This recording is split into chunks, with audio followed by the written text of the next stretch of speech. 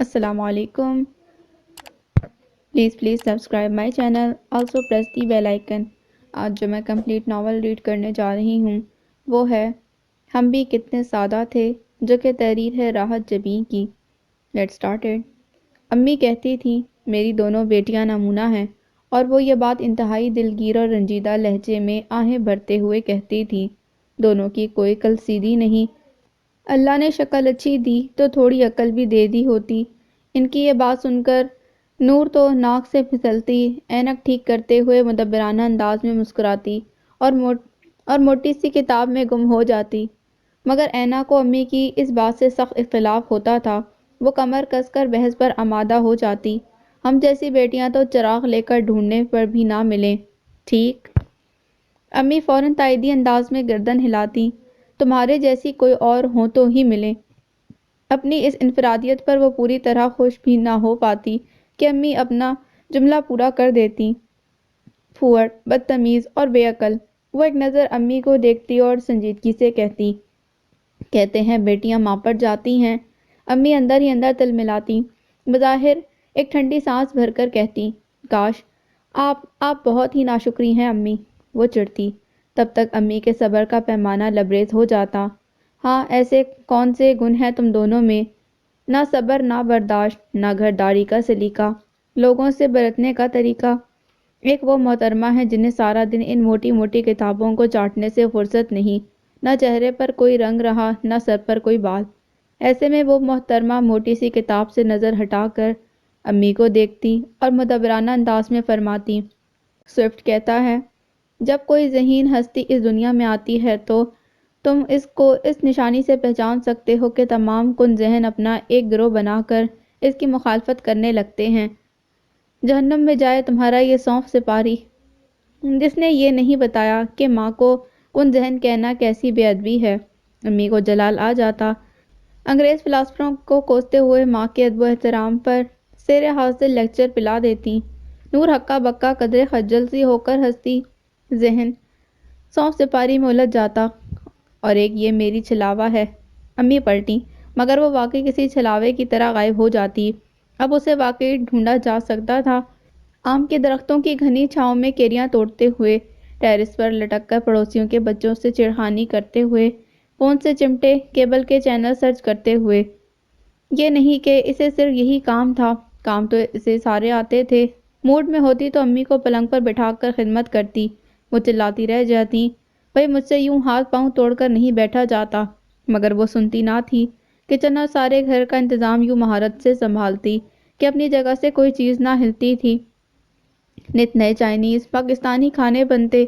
بقول سعد اس گھر کا سب سے بہترین دور وہی ہوتا ہے. پھر اس کا موڈ بدل جاتا. کوئی تخلیقی کام کرنے کا خیال آتا تو وہ نت نئے منصوبے بناتی. کبھی کپڑوں کی ڈیزائننگ شروع ہو جاتی، کبھی گھر کی ڈیکوریشن ہوتی، کبھی خود کو صادقین کا جانشین تصور کرتے ہوئے رنگوں سے کھیلنے لگتی. اس کے مزاج میں بلا کا تنو تھا. ایک جگہ رکنا یا روٹین نبھانا اسے خوف میں مبتلا کر دیتا. کوئی تھرل ہو، کوئی ایڈونچر. یار زندگی میں کچھ تو نیاپن ہونا چاہیے.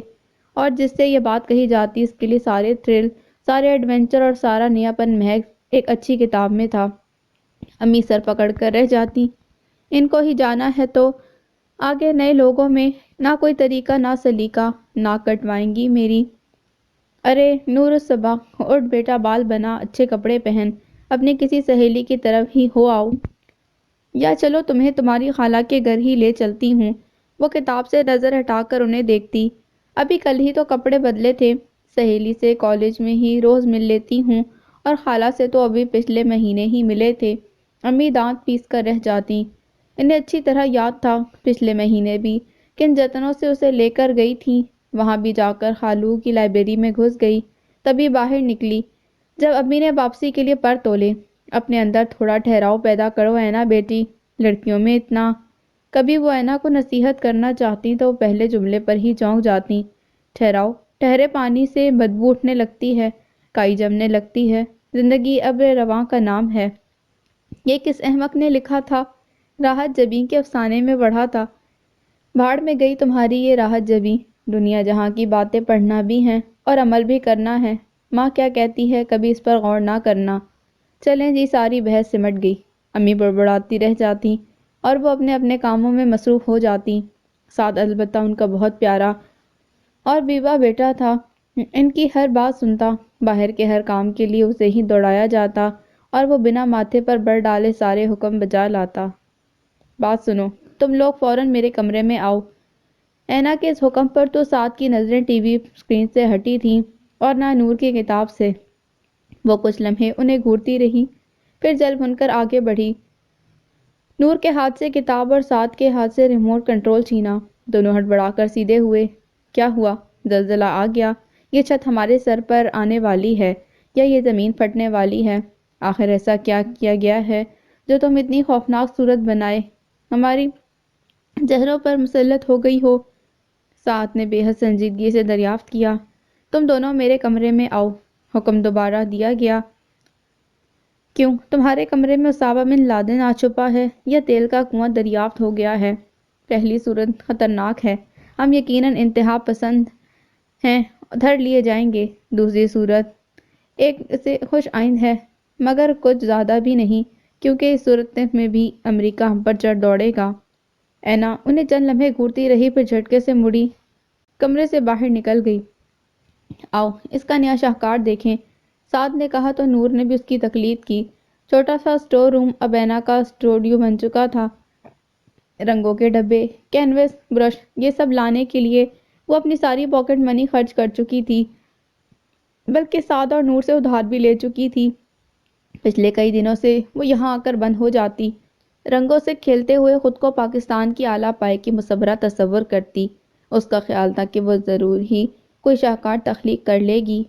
لاؤ بھائی، دکھاؤ اپنا وہ شاہکار جس کی وجہ سے تم بین الاقوامی سطح پر مشہور ہونے والی ہو، سعد نے اندر گھستے ہوئے کہا۔ وہ خاموشی سے برش صاف کرتی رہی۔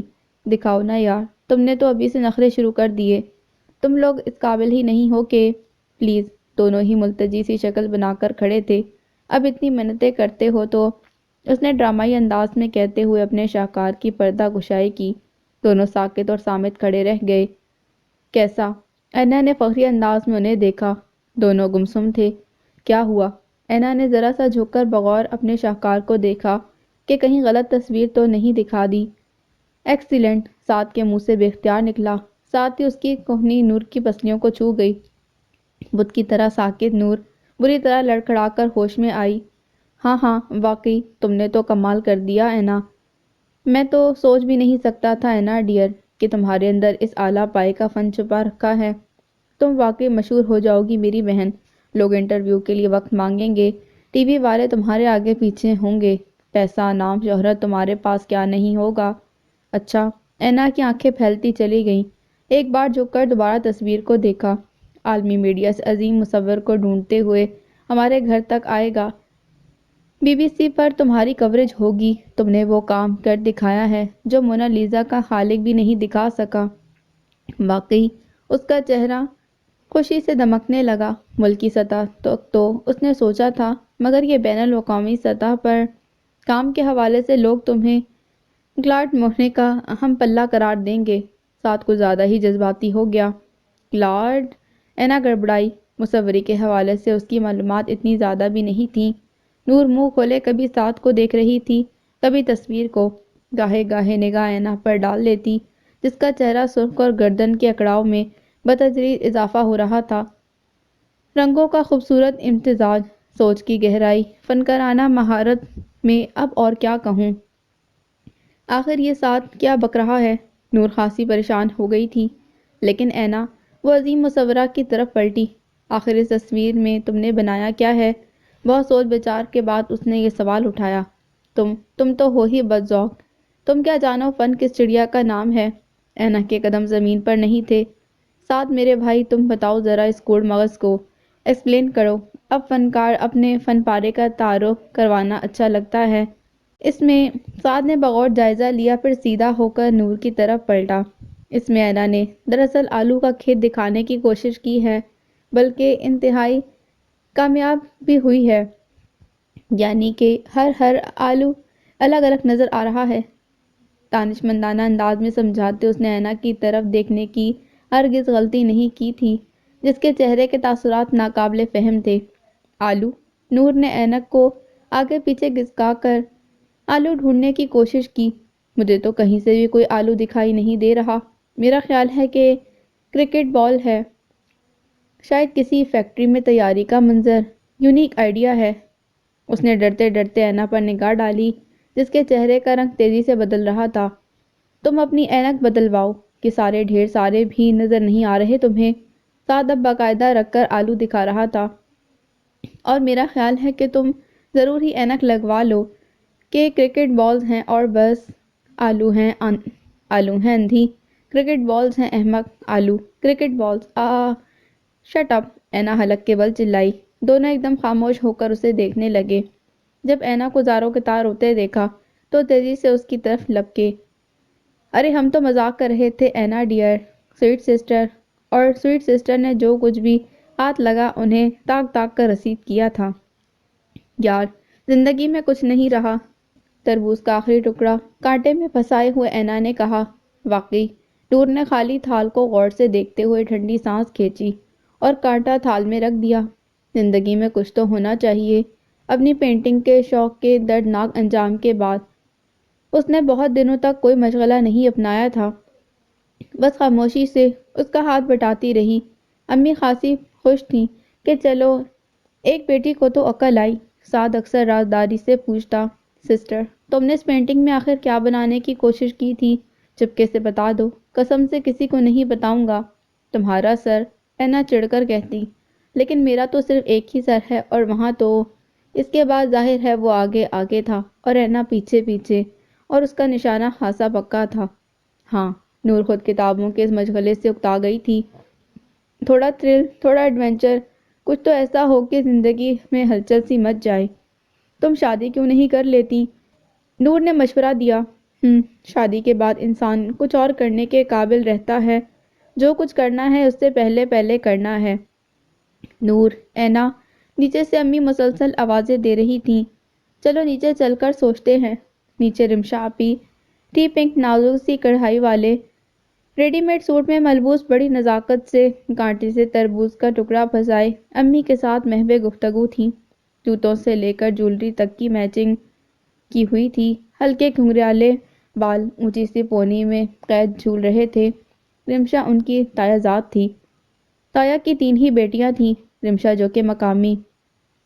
جو کہ مقامی کالج میں انگلش کی لیکچرار تھی۔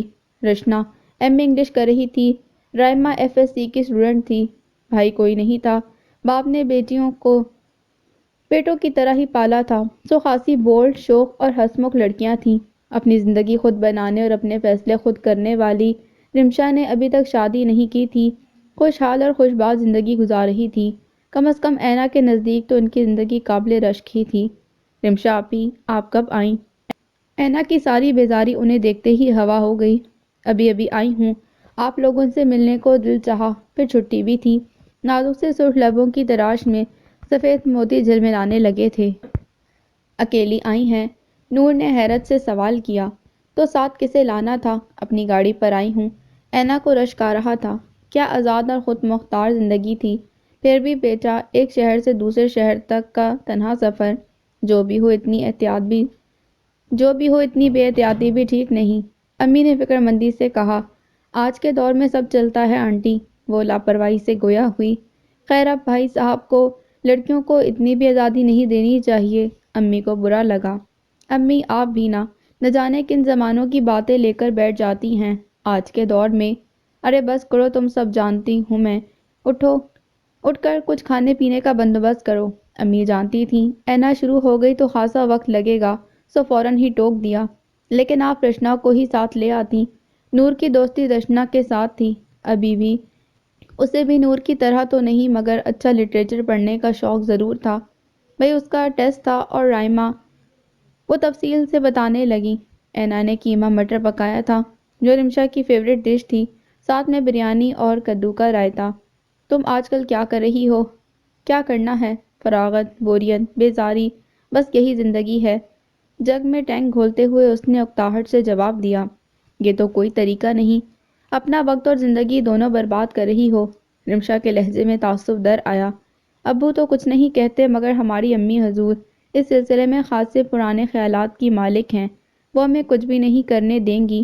اینا مایوسی سے گویا ہوئی، نہیں کچھ سوچنا پڑے گا، یہ تو کوئی طریقہ نہیں۔ رمشا خود بھی ایک لمحہ فارغ بیٹھنا پسند نہیں کرتی تھی اور نہ لوگوں کو فارغ دیکھ سکتی تھی۔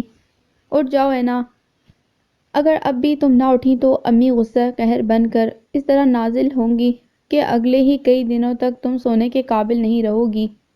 ساتھ کی کوشش جاری تھی، نہ وہ ہارتا تھا نہ اینا جاگتی تھی۔ اینا، ساتھ مجھے مت اٹھاؤ، میں نے ابھی ہیلی کاپٹر سے چھلانگ لگائی ہے۔ وہ نیم آلودہ سی کیفیت میں گویا ہوئی۔ اینا کی بچی، تجھے خودکشی کرنے کا کوئی سستا طریقہ نہیں ملا۔ چھلانگ ہی لگانی تھی تو اپنی تیسری منزل سے لگاتی، اگر زندہ بچ جاتی تو میں اپنا نام بدلوا لیتا۔ پیراشوٹ کے ذریعے لگائی تھی احمق، ساتھ میں سلو لیسٹر بھی تھا۔ وہ تمہارے ساتھ کیا کر رہا تھا الو کا؟ ساتھ کو سلو لیسٹر کی موجودگی خاصی گراں گزری۔ ہم دونوں مجرموں کا پیچھا کر رہے تھے، وہ خواب کے زیر اثر تھی۔ مائی سویٹ سسٹر، اس سے قبل کہ امی تمہارا پیچھا کرتے یہاں تک چلی آئیں۔ ادارا اٹھ جاؤ۔ اس نے فریج سے آئس کیوبز نکالے۔ گرمیوں میں امی کچن سے فریج نکلوا کر کمرے میں رکھوا دیتی تھیں اور چادر کا کونا اٹھا کر سارے کے سارے کیوبز الٹ دیے۔ اگلے لمحے وہ کمرے سے باہر تھا۔ 2 منٹ نہیں گزرے تھے جب اینا پورے گھر میں ساتھ کو ڈھونڈتی پھر رہی تھی۔ رمشا اور نور ناشتہ کر رہی تھیں۔ اٹھ گئی میری رانی بیٹی، بلکہ مہارانی بیٹی۔ کچن میں آئی تو قیمے والا پراٹھا بیلتے ہوئے امی نے طنزیہ استقبال کیا۔ تو اب اس مہارانی بیٹی کو ناشتہ بھی چاہیے امی حضور۔ اس نے ڈٹائی کا مظاہرہ کیا۔ دیکھا تم نے رمشا، یہ اتنی ہی ڈھیٹ ہے، اس لیے تو کہتی ہوں اسے میرے ساتھ بھیج دیں، ماحول بدلے گا تو اس کے مزاج پر بھی اچھا اثر پڑے گا۔ رمشا نے سلائس پر مارجرین لگاتے ہوئے کہا۔ ہاں امی، میں کچھ دنوں کے لیے تایا کے ہاں نہ چلی جاؤں؟ وہ فوراً سے بیشتر تیار تھی۔ کچھ دنوں نہیں، میں ذرا تمہیں مستقل لے جانا چاہتی ہوں۔ مستقل؟ جیم کا ڈھکن کھولتے ہوئے وہ رک گئی۔ جہاں تک مجھے یاد پڑتا ہے تایا کا تو کوئی بیٹا ہی نہیں ہے نور، وہ قصداً پریشان صورت بنائے پوچھ رہی تھی۔ زبان کو لگام دے اینا، اور ورنہ ابھی کاٹ کر فرائی کر دوں گی۔ امی کی تنبیہی آواز پر اس نے زبان دانتوں تلے دابی۔ میرا کافی عرصے سے ارادہ تھا ایک پرائیویٹ اسکول کھولنے کا، لیکن ظاہر ہے میں تو جاب کرتی ہوں، مجھے کسی قابل بھروسہ ساتھی کی ضرورت ہے۔ اب اگر تم ساتھ دو تو ہم یہ کام چند ہفتوں میں ہی شروع کر دیں گے اور مستقل اس طرح کہ وہیں کہیں تمہاری شادی بھی کروا دیں گے۔ شادی تو خیر میں نے کرنی ہی نہیں، البتہ اسکول کے بارے میں سوچا جا سکتا ہے۔ چپکی بیٹھی رہو، تمہارے ابو نہیں مانیں گے، امی نے گھرکا۔ ابو کو منانا میرا کام ہے اور آپ کو منانا ابو کا۔ اینا، تم سنجیدہ ہو؟ نور نے حیرت سے اسے دیکھا۔ ہاں، میں سنجیدگی سے اس پر غور کر رہی ہوں۔ وہ اپنے فیصلے یوں ہی کیا کرتی تھی، اچانک اور اٹل۔ ننھے منھے بچے شور شرابہ تھرل، لیکن رمشا آپی، مجھے تو کوئی تجربہ ہی نہیں۔ بھئی میں ہوں نا تمہارے ساتھ، سب سنبھال لوں گی۔ تمہیں تو صرف نگرانی کرنی ہے پرنسپل بن کر۔ پرنسپل؟ زبردست! وہ چل پڑی۔ پرنسپل صاحبہ، پہلے ناشتہ ختم کر لیں۔ امی کی طنز میں ڈوبی آواز ابھری تو وہ خاموشی سے پلیٹ پر جھک گئی۔ اچھا، اگر پکا ارادہ بنے تو مجھے انفارم کر دینا، جانے سے پہلے رمشا نے کہا۔ اور ارادہ تو ایک طرف وہ پوری طرح ہی تیار ہو گئی تھی۔ ابو کو منانا تو کوئی مسئلہ ہی نہ تھا، مگر امی شروع ہو گئیں۔ مجھے سمجھ نہیں آتا آپ نے لڑکیوں کو اتنا سر پر کیوں چڑھا رکھا ہے؟ انہوں نے سب سے پہلے ابو کو ہی لپیٹا، ہر پل ان کے لاڈ اٹھا رکھے ہیں۔ انہیں اگلے گھر بھی جانا ہے، اگلے پچھلے، ہمیں کسی گھر نہیں جانا۔ وہ منمنائی۔ تم؟ امی غضبناک ہو کر کچھ کہنے جا رہی تھیں کہ ابو نے ہاتھ اٹھا کر خاموش کروا دیا۔ اینا بیٹا، تم اب جاؤ۔ اینا خاموشی سے اٹھ کر باہر چلی گئی۔ ہاں بھئی، کیا بات ہے؟ آپ کچھ خیال کریں، بچیاں جوان ہو چکی ہیں، انہیں کوئی سلیقہ طریقہ بھی سیکھنے دیں، گھر گرہستی کوئی چیز ہے احمد صاحب۔ ایک تو کتابوں کی لت لگا دی، دوسروں کو نت نئے شوق سوج رہے ہیں۔ اب چیچا وطنی جا بیٹھے گی، کسی غیر کے گھر میں تو نہیں جا رہی، بس بیٹی نے کوئی فرمائش کی نہیں اور یہ ہو گئے تیار۔ آپ جائیں، آپ جانیں آپ کے بچے، میں کون ہوتی ہوں، نہ 3 میں نہ 13 میں۔ کمال ہے اپنی بچیوں کا مزاج بھی نہ سمجھ سکی تم۔ کون سا ایسا کام ہے جو تم نے انہیں نہیں سکھایا؟ ہر کام تو کر لیتی ہیں، باقی رہ گئی لاپرواہی اور لاؤبالی پن، تو یہ ان کی عمر کا تقاضا ہے۔ اینا کو جانے دو، وہ وہاں 4 دن نہیں رکے گی، چند دنوں میں اکتا کر نہ بھاگی تو مجھے کہنا۔ 4 دن کا شوق ہے، پورا کر لینے دو۔ اس نقطے پر آ کر امی اسے بھیجنے پر آمادہ ہو گئیں۔ سیاہ کولتار کی جلتی بلتی سڑکیں، قدرے دور دور بنے بے حد خاموش گھر، یوں لگتا تھا ان بند دروازوں کے اس طرف بھی صرف خاموشی ہے، محیط خاموشی۔ کہیں کوئی زیرو، کوئی جاندار نہیں، سنسان خاموش اور ویران سا علاقہ تھا جہاں رمشا آپی کا اسکول تھا۔ اسکول چھوٹا مگر خوبصورتی سے ڈیکوریٹ کیا گیا تھا۔ اینا کو بہت پسند آیا۔ سلام میڈم جی۔ نیتا بی بی قدرے بھاری وجود مگر بڑے جثے کی عورت تھی، صاف ستھرا لباس، بات کم اور کام پر دھیان زیادہ دیتی تھی۔ میں نے صبح سے کئی بار صفائی کی تھی کہ آج باجی نے آنا ہے۔ رمشا نے پورے اسکول کا جائزہ لیا، ایک دو نقص نکالے، چند ایک ہدایات دیں، اینا کو اس کا کام سمجھایا۔ چند بچے آ جائیں تو ٹیچر رکھیں گے، کل نہیں پرسوں میلاد رکھ لیتے ہیں، اس ایریا کی تمام خواتین کو بلائیں گے۔ انہوں نے دراز کھول کر کارڈ نکالے، یہ میلاد کے دعوت نامے۔ بچے آئیں گے نا؟ اینا فوراً ہی اسکول کو بھرا ہوا دیکھنا چاہتی تھی۔ انشاءاللہ ضرور آئیں گے، لوگ خاصے متجسس ہیں اسکول کے بارے میں، کیونکہ اس علاقے میں کوئی اور اسکول تو ہے نہیں، بچے خاصے دور جاتے ہیں۔ وہ پر امید تھیں۔ دوپہر تک وہ دعوت نامے لکھتی رہی۔ ایک دو خواتین گیٹ کھلا دیکھ کر ملنے چلی آئیں، اچھی گہما گہمی رہی۔ اینا نے خاصا انجوائے کیا۔ شام کو چائے پیتے ہوئے وہ اسی جوش میں رشنا اور رائمہ کو تفصیل سنا رہی تھی۔ یار کیا بورنگ سا کام شروع کر دیا ہے تم نے، میں نے سوچا تھا تم آؤ گی، تھوڑا انجوائے کریں گے، مگر تم تو… رشنا خاصی مایوس ہوئی تھی۔ بورنگ نہیں، بہت انٹرسٹنگ ہے، ہر روز نت نئے لوگوں سے ملنا، ایسی ایسی خواتین آتی ہیں کہ کیا بتاؤں، ایک آتی ہے تو دوسرے گھر کی پوری ہسٹری بیان کر جاتی ہے، دوسری آتی تو تیسرے کی برائیاں شروع کر دیتی ہے۔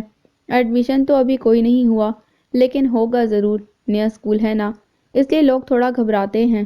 اس نے گویا خود کو تسلی دی، ورنہ 10 دن ہو گئے تھے، لوگ بس آ جا رہے تھے، جائزہ لے رہے تھے، وعدہ کر رہے تھے، پھر اسکول میں پہلی بچی آئی، پھولے پھولے گالوں اور گھنگھرالے بالوں والی نور فاطمہ، ایک اسکول ٹیچر کی بیٹی تھی۔ وہ بارش کا پہلا قطرہ ثابت ہوئی۔ اس کے بعد بچوں کی تعداد میں خاطر خواہ اضافہ ہونے لگا، 3 ٹیچرز بھی رکھ لی گئیں۔ اینا خوش تھی، وہ جو بے مقصد کا احساس زندگی کو بیزار کرتا تھا ختم ہونے لگا۔ ساتھ فون کرتا تو ضرور پوچھتا، اینا آپی واپسی کا کب تک ارادہ ہے؟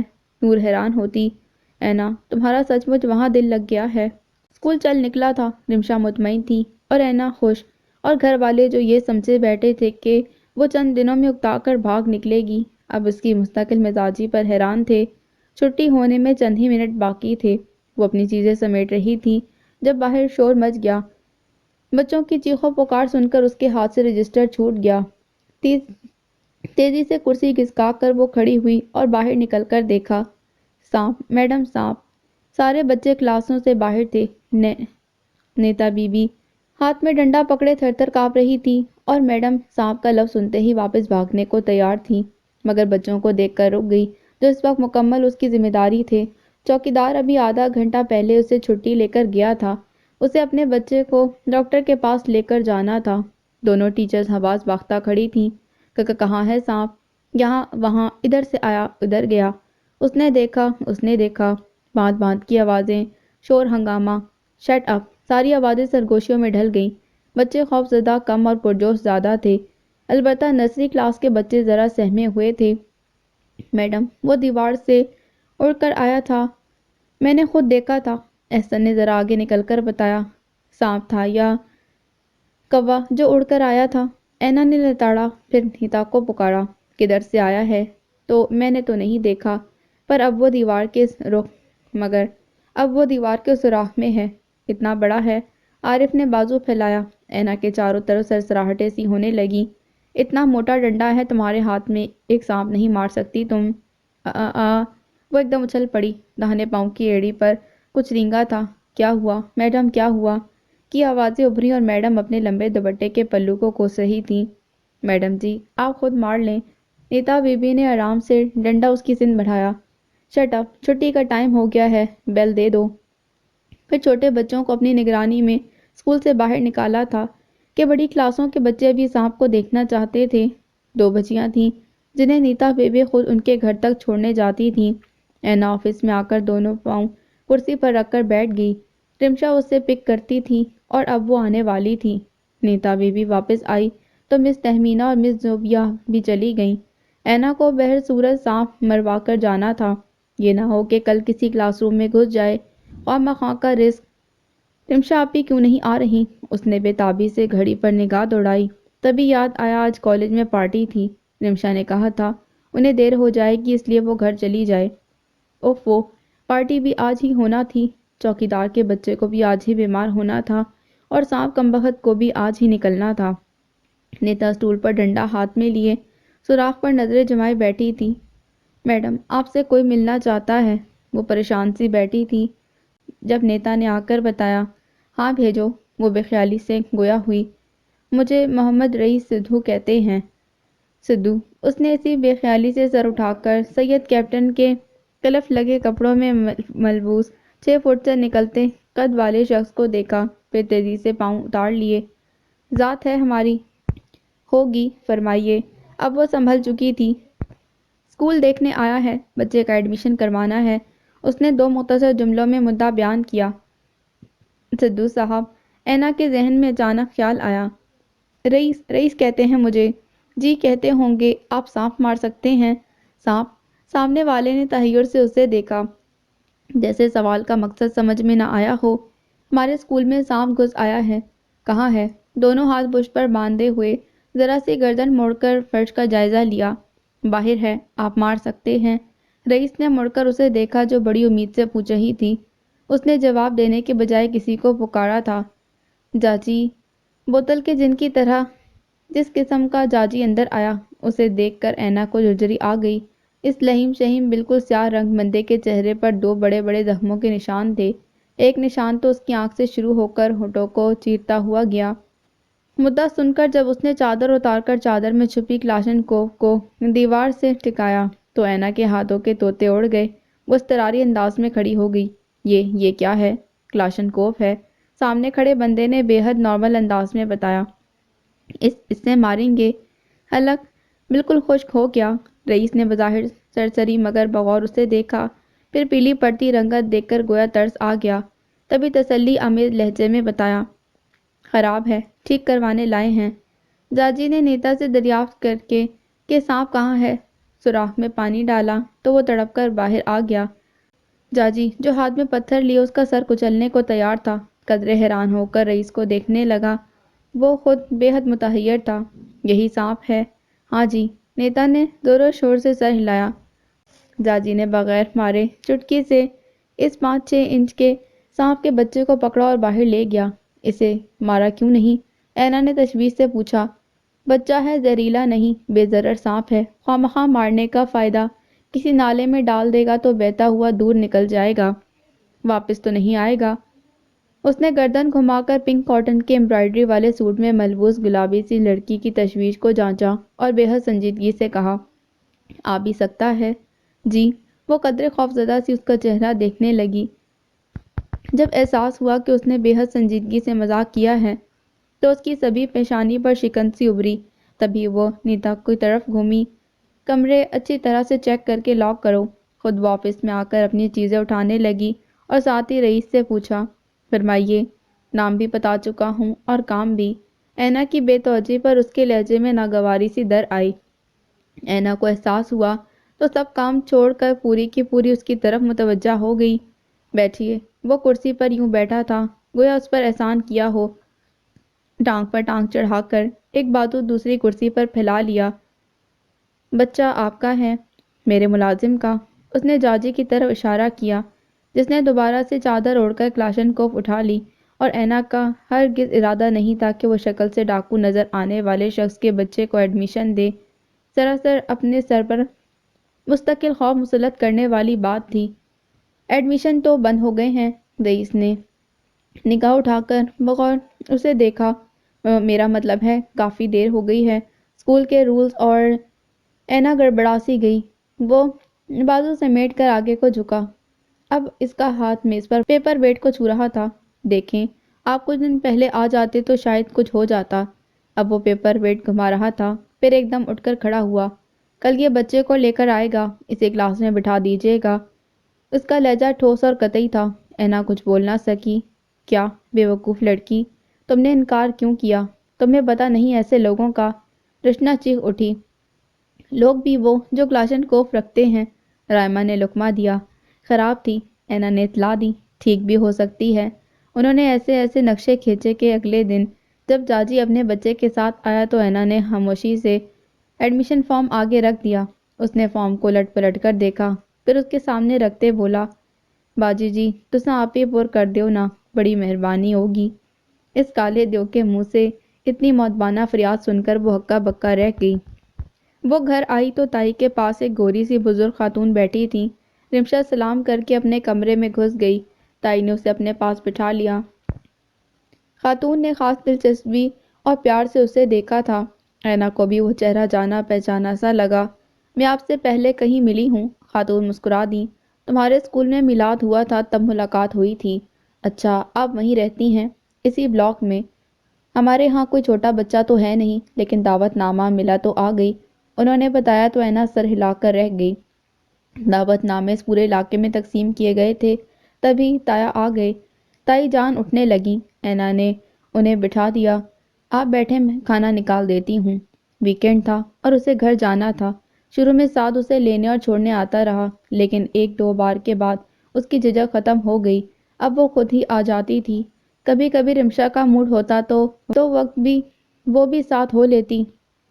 یوں ایک بھرپور ویکینڈ کے بعد وہ واپس چلی آتی۔ جہاں اس کے گھر والے اس کے بغیر اداس ہوتے، وہیں اینا کو یہ احساس بھی ہوتا کہ وہ زندگی گزار رہی ہے، زندگی اسے نہیں گزار رہی، اگرچہ اداس وہ بھی ہو جاتی تھی۔ چئی چپا چئی چپاک چئی، پانیوں چھینٹے اڑاتی ہوئی لڑکی، دیکھی کسی نے آتی ہوئی لہروں پر جاتی ہوئی لڑکی چئی۔ گنگور گھٹائیں مچل مچل کر برس رہی تھیں، ٹھنڈی ہوا کے سنگ سوندھی مٹی کی خوشبو محو رقص تھی۔ موسم اتنا خوبصورت کہ نور بھی کتاب لیے برآمدے میں آ بیٹھی۔ سعد ہاف جین میں ملبوس پورے صحن میں بقول امی کے باولا ہوا پھر رہا تھا۔ یہ تم نے کون سی لڑکی دیکھ لی ہے؟ اسے ایک ہی گانے کی تکرار کرتے سن کر اینا نے کچن سے جھانکا۔ وہ چکن پکوڑے بنا رہی تھی۔ تم کیا جانو آپی؟ وہ ایک لمبی سلپ لگا کر بیرونی دروازے سے باہر غائب ہو گیا۔ وہ پکوڑے اور فرینچ فرائز املی کی چٹنی کے ساتھ لے کر برآمد ہوئی ہی تھی۔ امی بس اب آ جائیں، اس نے پکارا، مگر اسی وقت فون چیخنے لگا۔ امی فون کی طرف بڑھ گئیں۔ واپس آئیں تو چہرہ کھل رہا تھا۔ تمہاری تائی کا فون تھا، خیریت تو تھی؟ اینا نے پوچھا۔ تم واپس کب جا رہی ہو؟ کل۔ تمہارے ساتھ ہم بھی جائیں گے؟ کیوں؟ نور نے کتاب سے نظریں ہٹائیں۔ امی پراسرار سے انداز میں مسکرا رہی تھیں۔ کم از کم اینا کو تو ان کی مسکراہٹ پراسرار ہی لگ رہی تھی۔ بھئی لڑکا دیکھنے؟ کیوں امی، آپ نے پہلے کبھی لڑکا نہیں دیکھا؟ اینا نے خاصا بے تکا سوال کیا۔ تمہارے لیے، میرے لیے، مگر کیا؟ بات سمجھنے کے بعد وہ چلا اٹھی۔ کسی خاتون نے تمہیں اسکول میں دیکھا اور پسند کر لیا۔ وہ تمہاری تائی کے پاس آئی تھی پروپوزل لے کر، لڑکی انہیں پسند ہے۔ اب انہوں نے ہمیں دعوت دی ہے کہ ہم آ کر لڑکا دیکھ لیں۔ تمہارے تایا تائی خوش ہیں؟ بہت اچھا پروپوزل ہے۔ تایا تائی خوش ہیں تو خود کر لیں۔ اینا ایک دم بھڑک اٹھی۔ یہ کیا بکواس ہے؟ امی کی تیوری چڑھ گئی۔ اپنی بیٹیوں پر بس نہ چلا تو میرے پیچھے پڑ گئے۔ اتنا ہی اچھا ہے تو رمشا کی کر دیں۔ وہ اچھی خاصی بدلحاظی سے بولی تھی۔ چپ کر جا اینا، حد ہوتی ہے بدتمیزی کی۔ امی کہاں برداشت کر سکتی تھیں۔ امی جب میں نے کہا کہ میں شادی نہیں کروں گی تو یہ لڑکا، اب کہ اس کا لہجہ احتجاجی ہو گیا، میں نے کہا زیادہ زبان چلانے کی ضرورت نہیں ہے، ابھی اتنی آزادی نہیں دی ہم نے تمہیں کہ ایسے فیصلے خود کرو، ہم زندہ ہیں اور جانتے ہیں کیا کرنا ہے کیا نہیں۔ امی نے اس کے بولنے کی گنجائش ہی کہاں چھوڑی تھی۔ وہ سب کچھ چھوڑ چھاڑ اندر جا گھسی۔ نور پکوڑا ہاتھ میں لیے ہکا بکا دیکھ رہی تھی، پھر امی کی طرف متوجہ ہو کر اشتیاق سے پوچھنے لگی، امی کون لوگ ہیں؟ اینا کا خیال تھا اس کا احتجاج کچھ تو رنگ لائے گا، مگر کہاں، امی ابو دونوں خوشی خوشی چلے گئے۔ وہ دعائیں ہی مانگتی رہ گئی کہ کاش وہ بندہ انہیں پسند ہی نہ آئے، مگر وہ جتنے جوش سے گئی تھی اس سے زیادہ خوش ہو کر واپس آئے۔ سعد اور نور انہیں گھیر کر بیٹھ گئے، ڈھیٹ بن کر اینا بھی وہیں بیٹھ گئی۔ وہ لوگ باقاعدہ پروپوزل لائیں گے تو ہم لوگ ہاں کر دیں امی کی پوری گفتگو کا لبے لباب یہی آخری جملہ تھا جسے سن کر اینا کے قدموں تلے سے زمین سرک گئی۔ آپ دیکھ لیجئے گا، میں منگنی کی انگوٹھی ہی نہیں پہنوں گی۔ وہ دھمکیاں دیتی چیتا وطنی چلی گئی تھی کہ ابھی رمشا وغیرہ سے بھی دو دو ہاتھ کرنے تھے۔ میری سمجھ میں نہیں آ رہا، آپ کے ہوتے ہوئے یہ سب کیسے ہو گیا؟ بیل کے پتے نوچ نوچ کر اس نے ڈھیر لگا دیا تھا۔ جتنی بار وہ بیل کی طرف ہاتھ بڑھاتی، رمشا کا منہ اتنی ہی بار کھلتا تھا، مگر اس کی حالت کے پیش نظر لب بھینچ لیتی۔ بھئی میں کیا کر سکتی تھی؟ رمشا نے خاصی حیرت سے اسے دیکھا۔ اپنے لیے لڑ سکتی ہیں اور میری اتنی سی مدد نہیں کر سکتی؟ وہ دھپ سے ان کے سامنے بیٹھ گئی۔ میں جتنا کہہ سکتی تھی وہ کہا۔ وہ اپنے لمبے ناخنوں کو سرخ نیل پالش سے سجا رہی تھی اور ان کی گوری مخروطی انگلیوں پر یہ رنگ سجتا بھی بہت تھا۔ اب تم ہی اپنا مقدمہ ڈھنگ سے نہیں لڑ سکتی تو میری فیور کا فائدہ؟ بھئی وہ زمیندار بندہ ہے، کون جانے اس کا مینٹل لیول کیا ہے؟ کل کلاں کو گاؤں لے جا کر تمہیں گھر میں بٹھا دے تو تم تو گئی کام سے۔ اپنی نیل پالش کا جائزہ لیتے ہوئے انہوں نے کچھ اور ڈرایا۔ امی ابو نے میرے بارے میں کچھ بھی نہیں سوچا، بس بوجھ کی طرح اتار رہے ہیں۔ میں کیا کوئی ان پڑھ جاہل لڑکی تھی جو اپنے بارے میں فیصلہ نہیں کر سکتی؟ اوف وہ کیا ہو گیا ہے آپ لوگوں کو؟ رشنا جو کب سے صبر کیے سن رہی تھی جھنجھلا گئی۔ کیوں کر رہی ہیں ایسی عجیب و غریب باتیں؟ ایسی کیا انہونی ہو رہی ہے تمہارے ساتھ؟ سب کی شادیاں ہوتی ہیں، تمہاری ہوگی تو پوچھوں گی؟ اینا چڑھ کر بولی۔ تمہاری طرح واویلا نہیں کروں گی، آرام سے انگوٹھی پہن کر مزے سے شادی کی تیاریاں کروں گی اور اس بات پر رب کا شکر ادا کروں گی کہ مناسب کام مناسب وقت پر ہونے جا رہا ہے۔ اینا کو پہلی بار پتہ چلا رشنا کے خیالات رمشا سے بالکل الٹ ہیں۔ تم تو بس چپ کرو، مجھ سے بنا پوچھے ہاں کر دی۔ میں کوئی بھیڑ بکری تھی؟ نہ کچھ پوچھا نہ بتایا، تصویر تک نہیں دکھائی۔ اسے پھر رونا آیا تھا اور اب تک وہ نہ جانے کتنی بار رو چکی تھی۔ سچویشن ہی کچھ عجیب سی تھی۔ وہ یہاں آئی تو اس معاملے میں کچھ دیر کے لیے خاموشی سی چھا گئی۔ تائی جان سے بات کرنے کی ہمت نہ ہوئی تھی۔ وہ سمجھی شاید معاملہ ٹھپ ہو گیا ہے، مگر امی کے فون نے گویا قدموں تلے سے زمین ہی کھینچ لی۔ وہ لوگ باقاعدہ پروپوزل لے کر گئے تھے اور امی ابو نے ہاں کر دی تھی۔ اتوار کو منگنی کی رسم ہے۔ تب سے اب تک اینا کا بس نہیں چلتا کہ وہ کس کس سے لڑے۔ لے دے کر سارا غصہ کزنز کے سامنے ہی اترتا تھا۔ یہ تو زیادتی ہے، کم از کم تصویر تو تمہیں دکھانی چاہیے تھی۔ اب کہ رشنا نے بھی اس کا ساتھ دیا۔ تصویر کا کیا مسئلہ ہے، منگوا لیتے ہیں، رمشا نے کہا۔ اگر مجھے پسند نہیں آیا تو میں انکار کر دوں گی، اینا نے گویا دھمکی دی۔ ضرور کرنا، تمہارا حق ہے، رمشا نے اس کی پیٹھ تھپکی۔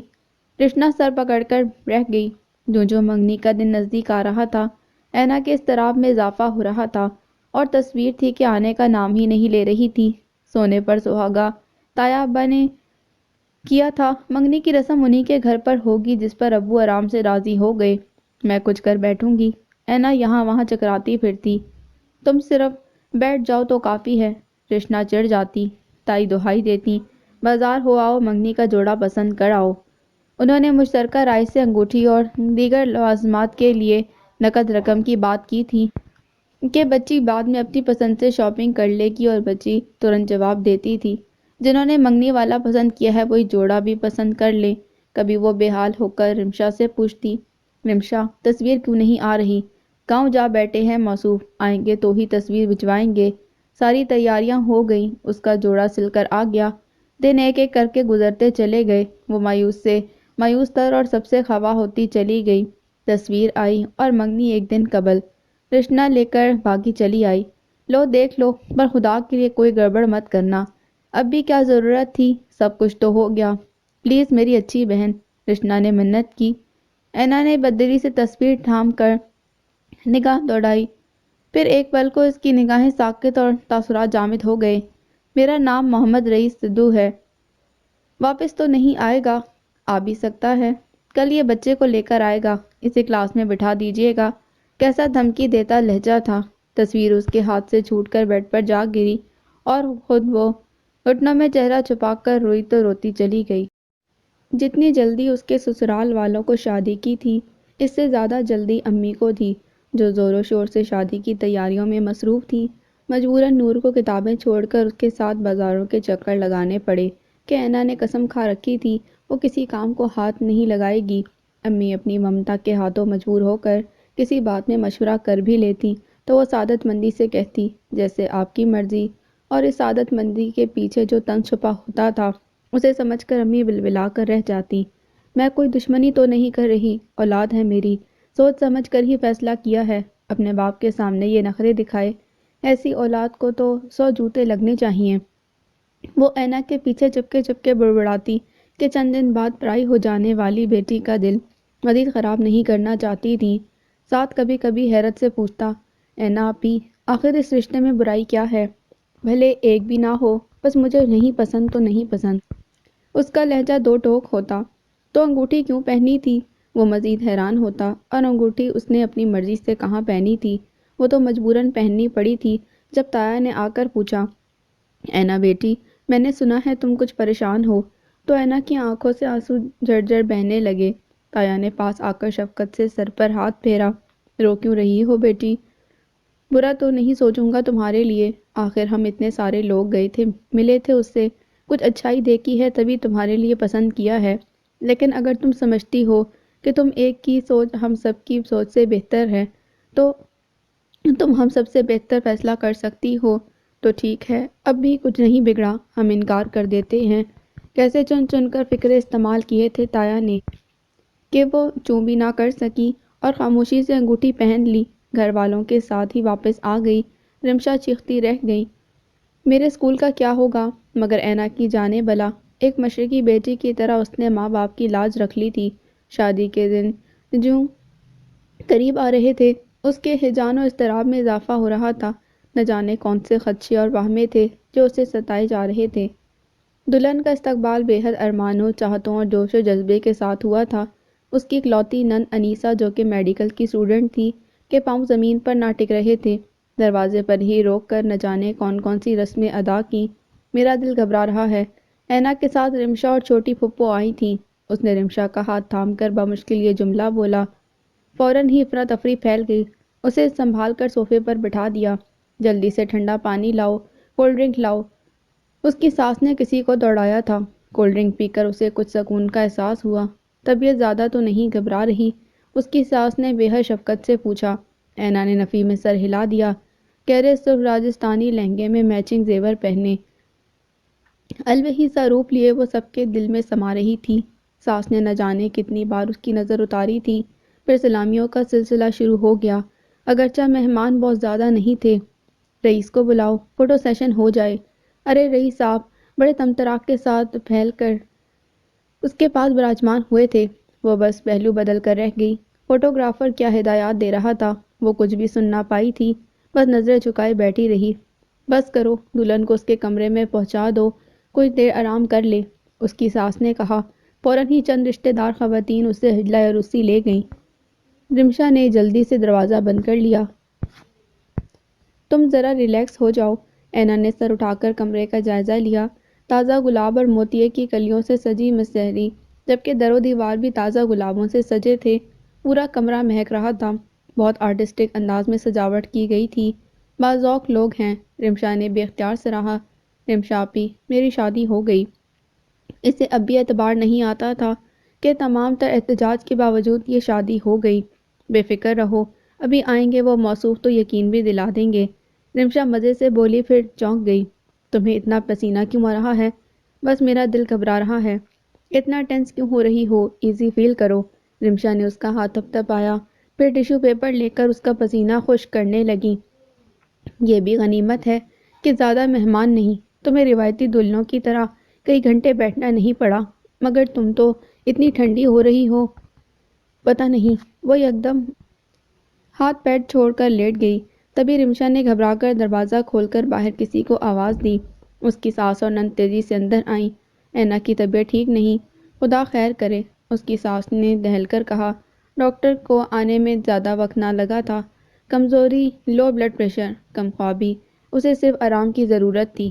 رئیس ڈاکٹر کے پاس ہی کھڑا تھا۔ اینا نے اپنا بازو آنکھوں پر رکھ لیا۔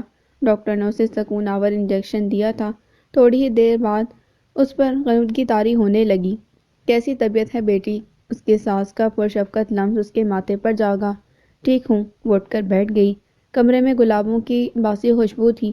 کل کے تازہ گلاب اب مرجھائے ہوئے تھے۔ رات کا خطرہ ٹل گیا تھا اور وہ خاصی مطمئن تھی اور قدرے پرسکون بھی۔ ایک بھرپور نیند نے اس کے اعصاب پرسکون کر دیے تھے۔ رات رمشا اس کے ساتھ ہی سوئی تھی۔ چھوٹی پھپھو دوسرے کمرے میں تھی۔ رمشا شاید باتھ روم میں تھی۔ نظر لگ گئی، کل لگ بھی تو اتنی پیاری رہی تھی۔ ماں جی نے پیار سے اس کی پیشانی چومی، پھر ملازمہ کو آواز دی۔ ایک ساتھ کئی ملازمائیں اندر آئیں، جن کے ہاتھوں میں پکڑے تھالوں میں نہ جانے کیا کیا تھا، جو اینا پر وار وار کر انہیں دوبارہ پکڑا دیا گیا۔ تم تیار ہو جاؤ، پھر میں ناشتہ لگواتی ہوں، وہ پیار سے کہتے ہوئے چلی گئی۔ اس کی نن نے آ کر فیروزی پشواز اور زیور نکال دیا۔ میک اپ تو رمشا کو ہی کرنا تھا، ولیمہ تو شام کو ہے۔ یہ ابھی سے اتنا بھاری ڈریس اور زیور۔ رمشا باہر آئیں تو اینا نے کہا۔ جواباً رمشا نے اسے گھور کر دیکھا اور یاد دلایا، ایک دن کی دلہن ہو تم، ویسے رات کو تم نے حد کر دی۔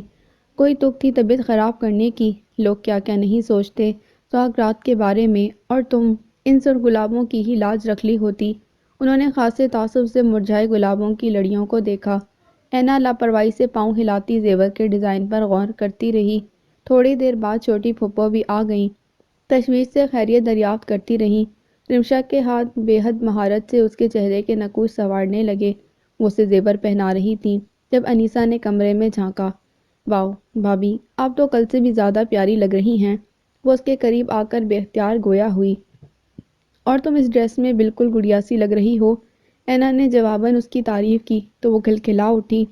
اور رئیس بھائی کہتے ہیں میں یہ ڈریس پہن کر بالکل پنک پینتھر لگ رہی ہوں، اس نے مزے سے بتایا تو اینا سوچنے لگی، اگر ایسی تعریف سعد اس کی کرتا تو وہ اس کے ساتھ کیا سلوک کرتی۔ ماں جی پوچھ رہی ہیں اگر آپ تیار ہو گئی ہیں تو ناشتہ لگوا دیں، رئیس بھائی تو بہت جلدی ناشتہ کر لیتے ہیں۔ اینا نے چونک کر اس کی شکل دیکھی۔ رمشا نے اوکے کا سگنل دیتے دوپٹہ سیٹ کرنا شروع کر دیا۔ آنن فانن کمرے میں ٹیبل سیٹ ہو گئی، جس پر انواع و اقسام کی چیزیں اور لوازمات سج گئے۔ وہ حواس باختہ ہو گئی۔ رمشا آپی، مجھے ناشتہ نہیں کرنا۔ کیا مصیبت ہے تمہیں؟ وہ دانت پیس کر رہ گئی۔ یا تو شادی نہیں کرنا تھی، کر لی تو اب بھگتو۔ آپی پلیز، وہ روحانسی ہو گئی، وہ تمہیں کھا نہیں جائے گا، آپ ہمارے ساتھ ناشتہ کر لیں، اینا نے گویا منت کی۔ میں اور پھپھو دوسرے کمرے میں کرنے جا رہے ہیں، انہوں نے بے مروتی سے کہہ کر میک اپ کی چیزیں سمیٹنا شروع کی۔ اینا بیٹھی انگلیاں چٹکاتی رہی۔ ریلیکس ہو کر بیٹھو اینڈ بی بریو، آہستگی سے اس کا ہاتھ تپ تپا کر وہ باہر نکل گئیں۔ کمرے میں کھڑی ملازمائیں بھی فوراً غائب ہو گئیں۔ وہ کچھ اضطراری انداز میں کھڑی ہوئی، پھر صوفے کے کنارے پر ٹک گئی۔ چہار سو بہت گہری خاموشی چھا گئی، کوئی آہٹ نہیں، اور سناٹے میں وہ اپنے دل کے دھڑکنے کی آواز صاف سن سکتی تھی۔ پتہ نہیں سب کے ساتھ یہی سچویشن ہوتی ہے یا میں ہی کچھ زیادہ پزل ہو رہی ہوں۔ گہری گہری سانسیں کھینچتے اس نے خود کو نارمل کرنے کی کوشش کی، تبھی سیڑھیوں پر قدموں کی چاپ ابھری۔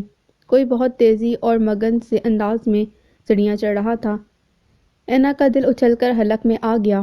وہ اسی تیزی اور مگن سے انداز میں دروازہ کھول کر اندر آیا۔ السلام علیکم، اشاش بشاش تر و تازہ لہجہ۔ جواب تو اینا نے بھی دیا مگر آواز کہیں حلق میں گھٹ کر رہ گئی۔ وہ اسی انداز میں صوفے کے دوسرے کنارے پر بیٹھ گیا۔ طبیعت کیسی ہے اب؟ اینا نے ذرا سا کھنکار کر گلا صاف کیا۔ ٹھیک ہے، اچھی بات ہے، ویسے آپ نے ہمارے ساتھ کچھ اچھا نہیں کیا، پرتبسم لہجے میں کیا گیا ہلکا سا شکوہ اینا کو تھوڑا سا شرمندہ کر گیا۔ اس نے جوڑ نظروں سے اسے دیکھا، وہ گلاس میں پانی ڈال رہا تھا۔ رات کیسی گزری؟ ٹھیک، وہ دوبارہ اپنی چوڑیوں سے کھیلنے لگی تھی۔ ٹھیک یا معنی خیز لہجے میں وہ کہتے ہوئے گردن موڑ کر اسے دیکھنے لگا۔ لبوں پر ایک گہری سی مسکراہٹ آن رکی تھی۔ اینا کی ہتھیلیوں پر پسینہ سا اتر آیا۔ کچھ مناسب جواب نہ سوجا تو انگلیاں چٹکانے لگی۔ چلیں ناشتہ ٹھنڈا ہو رہا ہے، وہ ناشتے کی طرف متوجہ ہو گیا۔ کیا لیں گی آپ؟ آپ لیں، میں لیتی ہوں، سنبھل کر پہلا جملہ مکمل بولا تھا۔ وہ بھی اس کی گھبراہٹ پا گیا سو ناشتے سے انصاف کرنے لگا۔ وقتاً فوقتاً مختلف چیزیں اسے بھی آفر کرتا رہا۔ وہ بس فرائی انڈا پلیٹ میں ڈالے کانٹے سے گوتتی رہی۔ جیسے ہی اس نے اپنا ہاتھ کھینچا اینا نے بھی پلیٹ رکھ دی۔ آپ نے تو کچھ لیا ہی نہیں۔ اس کی پلیٹ میں انڈا جوں کا توں موجود تھا۔ میرا جی نہیں چاہ رہا۔ کسی خاص چیز کو جی چاہتا ہو تو؟ نہیں، بس مجھے بھوک نہیں۔ ٹھیک ہے، چائے بنائیں، اپنے لیے بھی اور میرے لیے بھی۔ اس نے زیادہ جرا نہیں کی، قدر ریلیکس ہو کر بیٹھتے ایک بازو صوفے کی پشت پر پھیلا کر اب وہ اس سے ہی دیکھ رہا تھا۔ اینا نے محسوس کیا اس کی گھبراہٹ پہلے سے کم ہو گئی تھی۔ شاید یہ رئیس کے نارمل انداز اور دوستانہ لہجے کا اعزاز تھا۔ اس نے چائے صرف رئیس کے لیے بنائی اور کپ اس کی طرف بڑھا دیا، گویا آج ناشتے کی مکمل ہڑتال ہے۔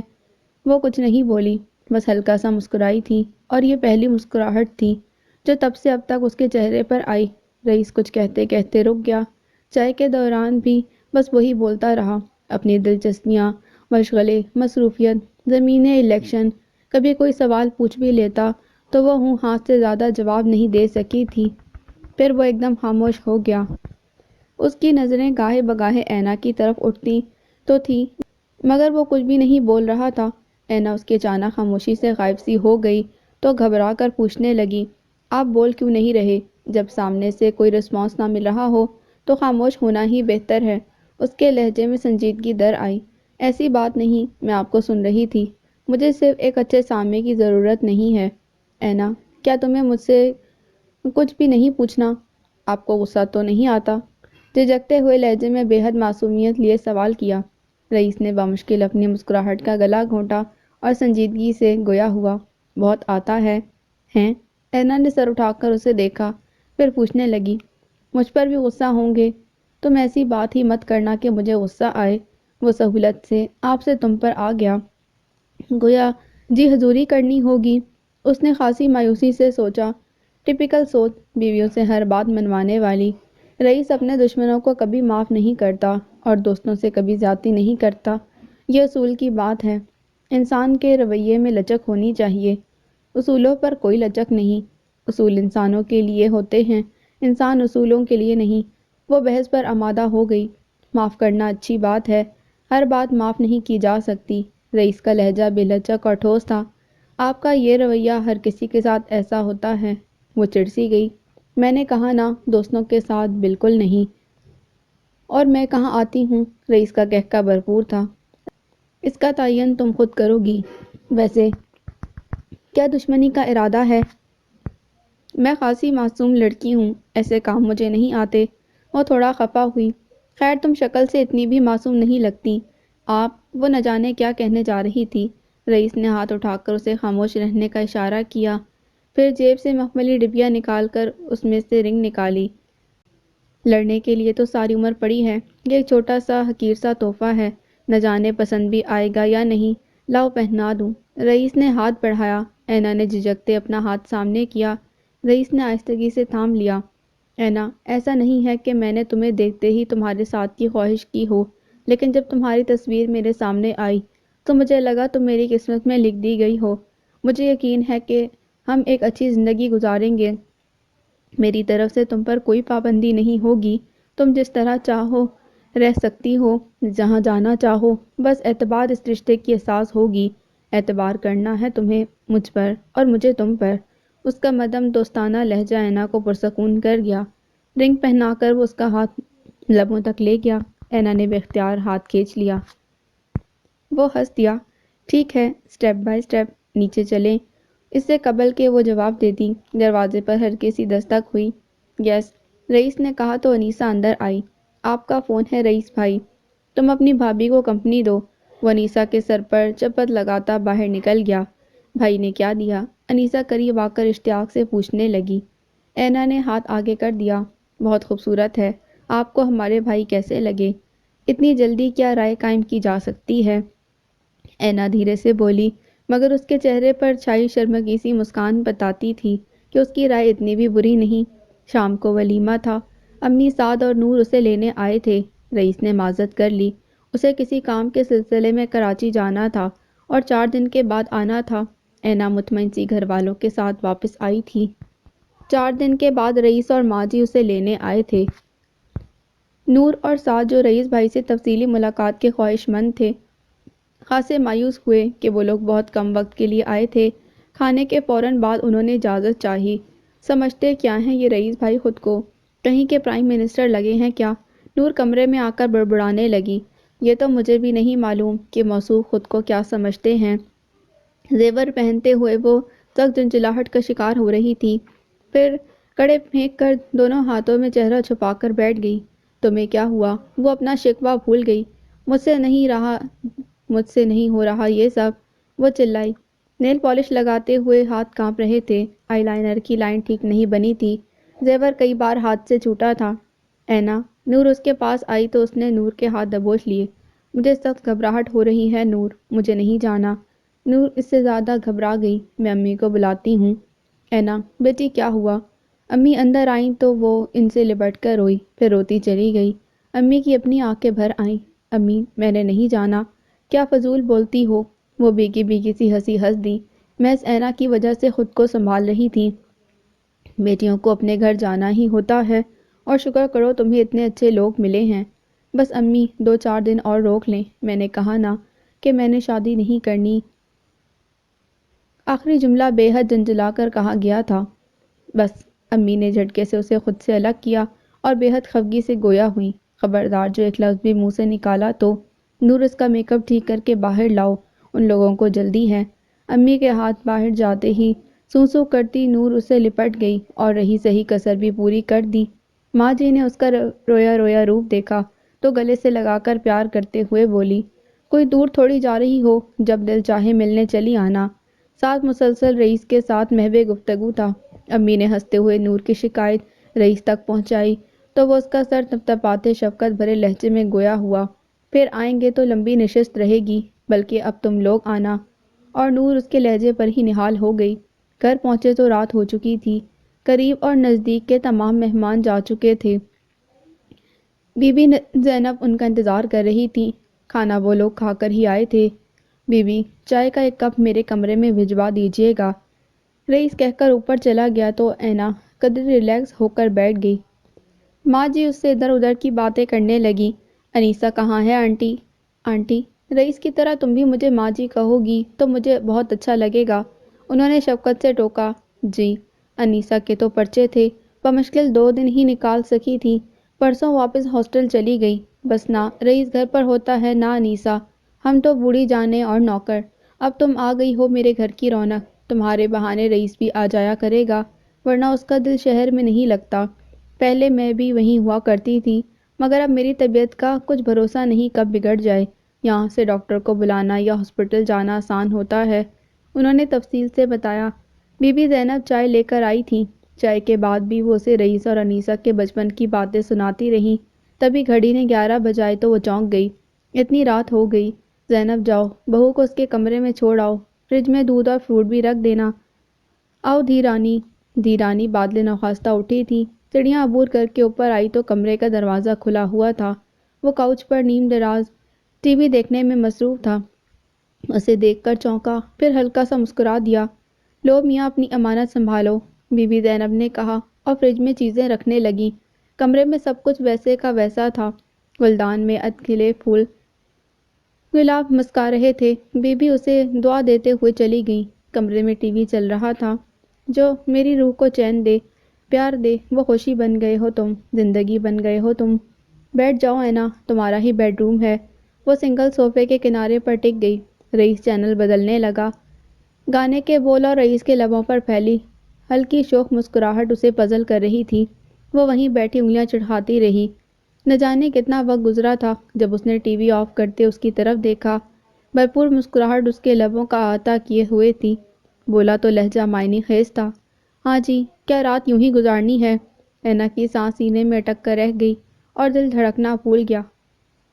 شمالی علاقہ جات سے واپس آئے تو گویا وہ اپنے سارے خدشے، سارے وہمے وہیں کسی پہاڑ کے دامن میں دفن کر آئی تھی۔ اس کا کھلا کھلا شاداب چہرہ اندرونی خوشی کا عکاس تھا۔ رئیس بالکل بھی ویسا نہیں تھا جیسا سوچ سوچ کر وہ پریشان ہوتی رہی تھی۔ بظاہر سخت اور سنجیدہ نظر آنے والا، اندر سے اتنا ہی نرم اور محبت کرنے والا تھا، اور وہ اس کی محبتوں کی اسیر ہو گئی تھی۔ ہر بات کا آغاز رئیس کے نام سے ہوتا تھا تو اختتام بھی اسی کے نام پر۔ نور دانت پیسنے لگتی۔ جتنی دفعہ وہ رئیس کا ذکر کرتی، اتنی ہی بار وہ کہتی، اسے پکڑ کر جوتے لگاؤ۔ اینا خود نہیں جانتی تھی وہ اتنا کیسے بدل گئی۔ یہ سب اس کی محبتوں کا اعجاز تھا۔ وہاں سے آتے ہی دعوتوں کا سلسلہ شروع ہو گیا۔ اسے حیرت ہوئی جب ماں جی نے اپنے خاندان میں سے کسی کی دعوت قبول نہیں کی، جبکہ اینا کے خاندان کی تمام دعوتوں کو بخوشی قبول کیا تھا۔ اس نے رئیس سے پوچھا تو وہ آرام سے بولا، یہ ماں جی کا ڈپارٹمنٹ ہے، میرا اس سے کوئی تعلق نہیں۔ آپ نے ولیمہ گاؤں میں کیوں نہیں کیا؟ کیوں؟ ویسے ہی، اسی بہانے میں گاؤں دیکھ آتی۔ وہاں بھی تو آپ کے رشتہ دار رہتے ہوں گے، وہ اپنی چوڑیوں سے کھیلتے ہوئے سرسری سا پوچھ رہی تھی۔ کچھ خاص نہیں، لیکن اینا، تمہیں بہانے کی کیا ضرورت ہے؟ ویسے ہی کسی دن لے چلیں گے گاؤں، رئیس نے کہا تو وہ مسکرا دی۔ روٹین لائف شروع ہوئی تو رئیس گاؤں جانے لگا، ہر روز کہہ کر جاتا 2 دن بعد آؤں گا، اور ہر روز آ جاتا، پھر جھنجھلا کر کہتا کیا چیز ہو تم، کھینچ لیتی ہو؟ وہ کلکلا کر ہنس دیتی۔ رئیس، مجھے آج تایا جان کی طرف جانا ہے، چائے کا مگ سائڈ ٹیبل پر رکھتے اینا نے کہا۔ اینا کو اس کی ایک ہی عادت بری لگتی تھی کہ وہ چائے بہت پیتا تھا۔ ہر 10 منٹ بعد اسے چائے کی طلب ہونے لگتی، اور اینا چڑھنے کے باوجود جب بھی وہ فرمائش کرتا اس کے لیے خود چائے بناتی تھی۔ گاڑی تو موجود ہوگی، چلی جانا۔ وہ ڈریسنگ ٹیبل کے سامنے تھا، پرفیوم اسپرے کرتا اس کی طرف پلٹا۔ آپ رات کو آئیں گے؟ نہیں، 2-3 دن لگ جائیں گے۔ اس نے قریب آ کر مگ اٹھا لیا۔ 2-3 دن؟ اینا نے آنکھیں پھیلائیں۔ جانتے ہیں نا کیسے گزرتے ہیں؟ جانتا ہوں جانا، مگر مجبوری ہے، کام ہے تھوڑا۔ وہ پیار سے اس کا گال تھپتھپاتے ہوئے صوفے پر بیٹھ گیا۔ اینا نے کچھ لمحے سوچا، پھر اشتیاق سے فلور کشن کھینچ کر سامنے بیٹھتے پوچھنے لگی، میں چلوں آپ کے ساتھ؟ رئیس نے مگ سے نظریں ہٹا کر اسے دیکھا۔ تم کیا کرو گی؟ آپ کے ساتھ رہوں گی۔ میں گاؤں میں نہیں ہوں گا، ڈیرے پر جاؤں گا۔ اس نے ٹالا، تو میں ڈیرے پر رہ لوں گی۔ ڈیرے پر ایسی سہولتیں نہیں ہیں کہ میں تمہیں ساتھ لے جاؤں۔ رئیس کے لہجے میں ہلکی سی ناگواری در آئی۔ آپ خود ہی تو کہتے ہیں کہ نہر کے کنارے بہت خوبصورت جگہ ہے۔ اینا نے ہمت نہیں ہاری، لیکن وہاں سانپ ہوتے ہیں، بہت زیادہ، اور تم تو 6 انچ کے سانپ کے بچے سے ڈر جاتی ہو۔ آپ لے جانا نہیں چاہتے؟ پاگل، ضد نہیں کرتے۔ وہ مگ رکھ کر اٹھ کھڑا ہوا اور اپنی چیزیں سمیٹنے لگا۔ یہ کیا ہے؟ اینا والیٹ کے ساتھ گولیوں کا بیلٹ دیکھ کر بری طرح چونکی۔ گولیاں ہیں، رئیس نے سادہ اور نارمل انداز میں بتایا۔ رئیس، یہ کیوں رکھتے ہیں اپنے پاس؟ یوں ہی، روب کے لیے، گاؤں میں رکھنا پڑتا ہے۔ خواہ ہی، بس رہنے دیں آپ۔ کتنی ڈرپوک سی بیوی ہے میری۔ وہ اس کی ناک کھینچتا ہوا ہنسا۔ یوں ہی رکھتے ہیں اپنے پاس، کوئی فکر کی بات نہیں۔ گاؤں میں سب اپنے سجن ہیں۔ اب ایسا ہے کہ تم اپنا خیال رکھنا، تایا کی طرف چلی جانا، چاہو تو 2 دن رک جانا، لیکن تھوڑا زیادہ راہ تو دے جاؤ، آخر 3 دن لگیں گے۔ آخر میں اس کا لہجہ اور انداز دونوں بدل گئے تھے۔ میں نے خواب دیکھا ہے، شہر کی سب سے اونچی کھڑکی کے پیچھے سے ایک نیا سورج نکلا ہے۔ رائمہ فل آواز میں ڈیک چلا کر الماری ٹھیک کر رہی تھی۔ رشنا کسی انگریزی ناول میں مگن تھی۔ نمشا ابھی تک کالج سے نہیں لوٹی تھی۔ ایک ہی شہر میں ہونے کی بنا پر اینا کو یہ سہولت تھی کہ جب بھی اداس ہوتی ان کی طرف آ جاتی۔ اس وقت بھی وہ بیزار سی اٹھی تھی کہ چائے وہ خود بنائے گی۔ رشنا نے اس کے اس فیصلے کو خاصا سراہا تھا۔ تائی جان کھانا بنا رہی تھی، ان کے منع کرنے کے باوجود اس نے کیتلی میں پانی ڈال کر چولہے پر رکھ دی۔ وہ اسے چھوٹی چھوٹی گھر کی باتیں بتانے لگی۔ تائی جان، مجھے کوئی مسئلہ نہیں، سب کاموں کے لیے ملازم موجود ہیں۔ کچن بی بی زینب کے حوالے ہے، میں تو سارا دن فارغ ہوتی ہوں۔ یہ بی بی زینب کون ہے؟ کوئی دور پرے کی عزیزہ ہیں، شوہر فوت ہو گیا ہے، اولاد تھی نہیں، بہت عرصے سے ماں جی کے ساتھ ہی ہیں۔ چلو اچھا ہے، تمہاری ساس کو بھی دسراہٹ رہتی ہوگی، اللہ کا شکر ہے تمہیں سسرال اچھی مل گئی۔ یہ کہتے ہوئے جو تاثر ان کے لہجے میں ابھرا تھا، اینا نے اسے پوری طرح محسوس کیا۔ وہ دل سے چاہتی تھی کہ رمشا اپنے گھر کی ہو جائے، مگر رمشا کی ضد، اور وہ یہ بھی جانتی تھی کہ رمشا اینا نہیں جسے زبردستی منا لیا جائے۔ اب تو وہ سنجیدگی سے سوچ رہی تھی کہ رشنا کی کہیں بات طے کر دیں۔ اوہو، یہ چائے کی خوشبو تو دماغ کو چڑھ رہی ہے۔ اینا ایک دم ناک پر ہاتھ رکھ کر پیچھے ہٹی۔ تائی جان، آپ چائے چھان دیں، میں رشنا کو بھیجتی ہوں۔ وہ تیزی سے باہر نکل گئی۔ تائی نے ذرا تشویش سے اسے دیکھا، پھر خود ہی چائے نکال کر پیچھے چلی آئیں۔ وہ بیڈ پر لیٹی تھی، بلکہ رشنا اس کے پاس بیٹھی تھی۔ کیا ہوا؟ یوں ہی کمزوری سی محسوس ہو رہی ہے، ذرا سا چکر آ گیا تھا۔ وہ ان کی تسلی کے لیے اٹھ کر بیٹھ گئی۔ پہلے بھی ایسا ہوا ہے؟ نہیں، پہلی بار ہوا ہے۔ بس، تائی کو ایک نئی فکر لاحق ہو گئی۔ رشنا ہنس دی۔ اینا نے چونک کر تائی کو دیکھا، جو رشنا کو ڈانٹنے لگی تھی۔ تو میرے ساتھ ڈاکٹر کے پاس چلنا، آخر میں انہوں نے اینا سے کہا، ارے نہیں تائی جان، یہ تو بس چپ کرو، مجھ سے زیادہ نہیں پتا تمہیں، انہوں نے ڈپٹ کر کہا۔ وہ صرف تائی جان کی وجہ سے ڈاکٹر کے پاس گئی تھی، جس کی رپورٹ نے بتایا کہ تائی جان کا خیال غلط نہ تھا، خدا اس پر مہربان ہو گیا تھا۔ ماں جی نے یہ خبر سنی تو بہت دیر سجدے سے سر نہ اٹھایا تھا۔ رئیس نہیں ہوتے تھے تو اسے نیند نہیں آتی تھی، بس ٹی وی کے چینل بدلتے بدلتے آدھی رات گزار دیتی۔ ماں جی کچھ دیر کمپنی دیتی، پھر انہیں تسبیح کرنا ہوتی تو اسے آرام کرنے کا کہہ کر اٹھ جاتی۔ اب بھی انہوں نے آتے ہی اس سے ڈانٹ پلائی تھی، بیٹی کتنی بار کہا ہے ایسی حالت میں یہ شیطان کا ڈبہ زیادہ مت دیکھا کرو، سورہ یوسف کی تلاوت کیا کرو۔ ان کے ڈانٹ میں اتنا پیار اور مان تھا کہ اس نے چوں چرا کیے بغیر ریموٹ اٹھا کر ٹی وی بند کر دیا۔ وہ اس سعادت مندی پر نہال ہو کر دعائیں دینے لگی۔ رئیس کا فون نہیں آیا ماں جی؟ اینا نے جھجکتے ہوئے پوچھا۔ نہیں، خود میں نے بھی نہیں کیا، وہ آئے گا تو ہی خوشخبری سناؤں گی۔ اینا نے ان 4 دنوں میں ہی محسوس کیا تھا، وہ جتنی زیادہ خوش تھی اتنی ہی ڈری ہوئی تھی، جیسے بہت ہی انمول خوشی بڑی دقتوں کے بعد ہاتھ آنے والی ہو۔ حتیٰ کہ بی بی زینب کے سوا کسی اور گھریلو ملازمہ کو اس خوشخبری کی ہوا تک نہ لگنے دی تھی۔ اینا کو بھی منع کر دیا۔ وہ کچھ لمحے زیر لب پڑھ کر اس پر پھونکتی رہی، پھر آرام کی تاکید کرتے ہوئے چلی گئیں۔ تھوڑی دیر میں بی بی زینب دودھ اور فروٹ لے کر آئیں۔ ابھی تو کھانا کھایا ہے بی بی، وہ چڑ گئی، دودھ تو دی رانی ضرور ہی پینا ہوگا، فریج میں رکھ دیں بی بی، سب کچھ تھوڑی دیر میں لے لوں گی، پھر تم سو جاؤ گی، ابھی مجھے نیند نہیں آ رہی، وہ بچوں کی طرح ٹھنکتے ہوئے بولی تھی۔ اس کا انداز دیکھ کر زینب نے سب کچھ فریج میں رکھ دیا، مگر نصیحت کرنے سے باز نہ آئیں۔ پوری نیند لیا کر دھیے، اور ٹھیک سے کھایا پیا کر، تو کیا جانے کتنے برسوں بعد یہ خوشی اس گھر اور حویلی کا مقدر بنی ہے۔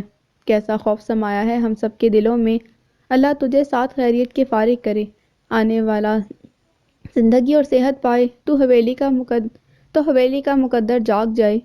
کتنے برس بی بی زینب، ہماری شادی کو تو ابھی سال بھی نہیں ہوا۔ اینا ہنس دی، اپنے خیالوں میں بڑبڑاتی زینب چونکی، پھر مسکرا دی، آہستگی سے اس کا سر تھپتھپا کر چلی گئیں۔ حد کرتے ہیں یہ لوگ بھی، سیدھے سادے مسئلے کو پراسرار بنا دیا ہے۔ وہ بیڈ پر چت لیٹ گئی، پھر گردن گھما کر سائیڈ پر رکھی رئیس کی تصویر کو دیکھنے لگی۔ کہاں ہے رئیس؟ اب آ بھی جائیں۔ جتنی شدت سے ان دنوں اس نے رئیس کا انتظار کیا تھا، اینا کے خیال میں اسے ویسے ہی آ جانا چاہیے تھا۔ یاد ہے رئیس، جب میری چاہت آپ کو آدھی رات کو بھی کھینچ لاتی تھی، اب میری چاہتوں کی شدت میں تو کوئی کمی نہیں آئی، پھر آپ کہاں رک گئے ہیں؟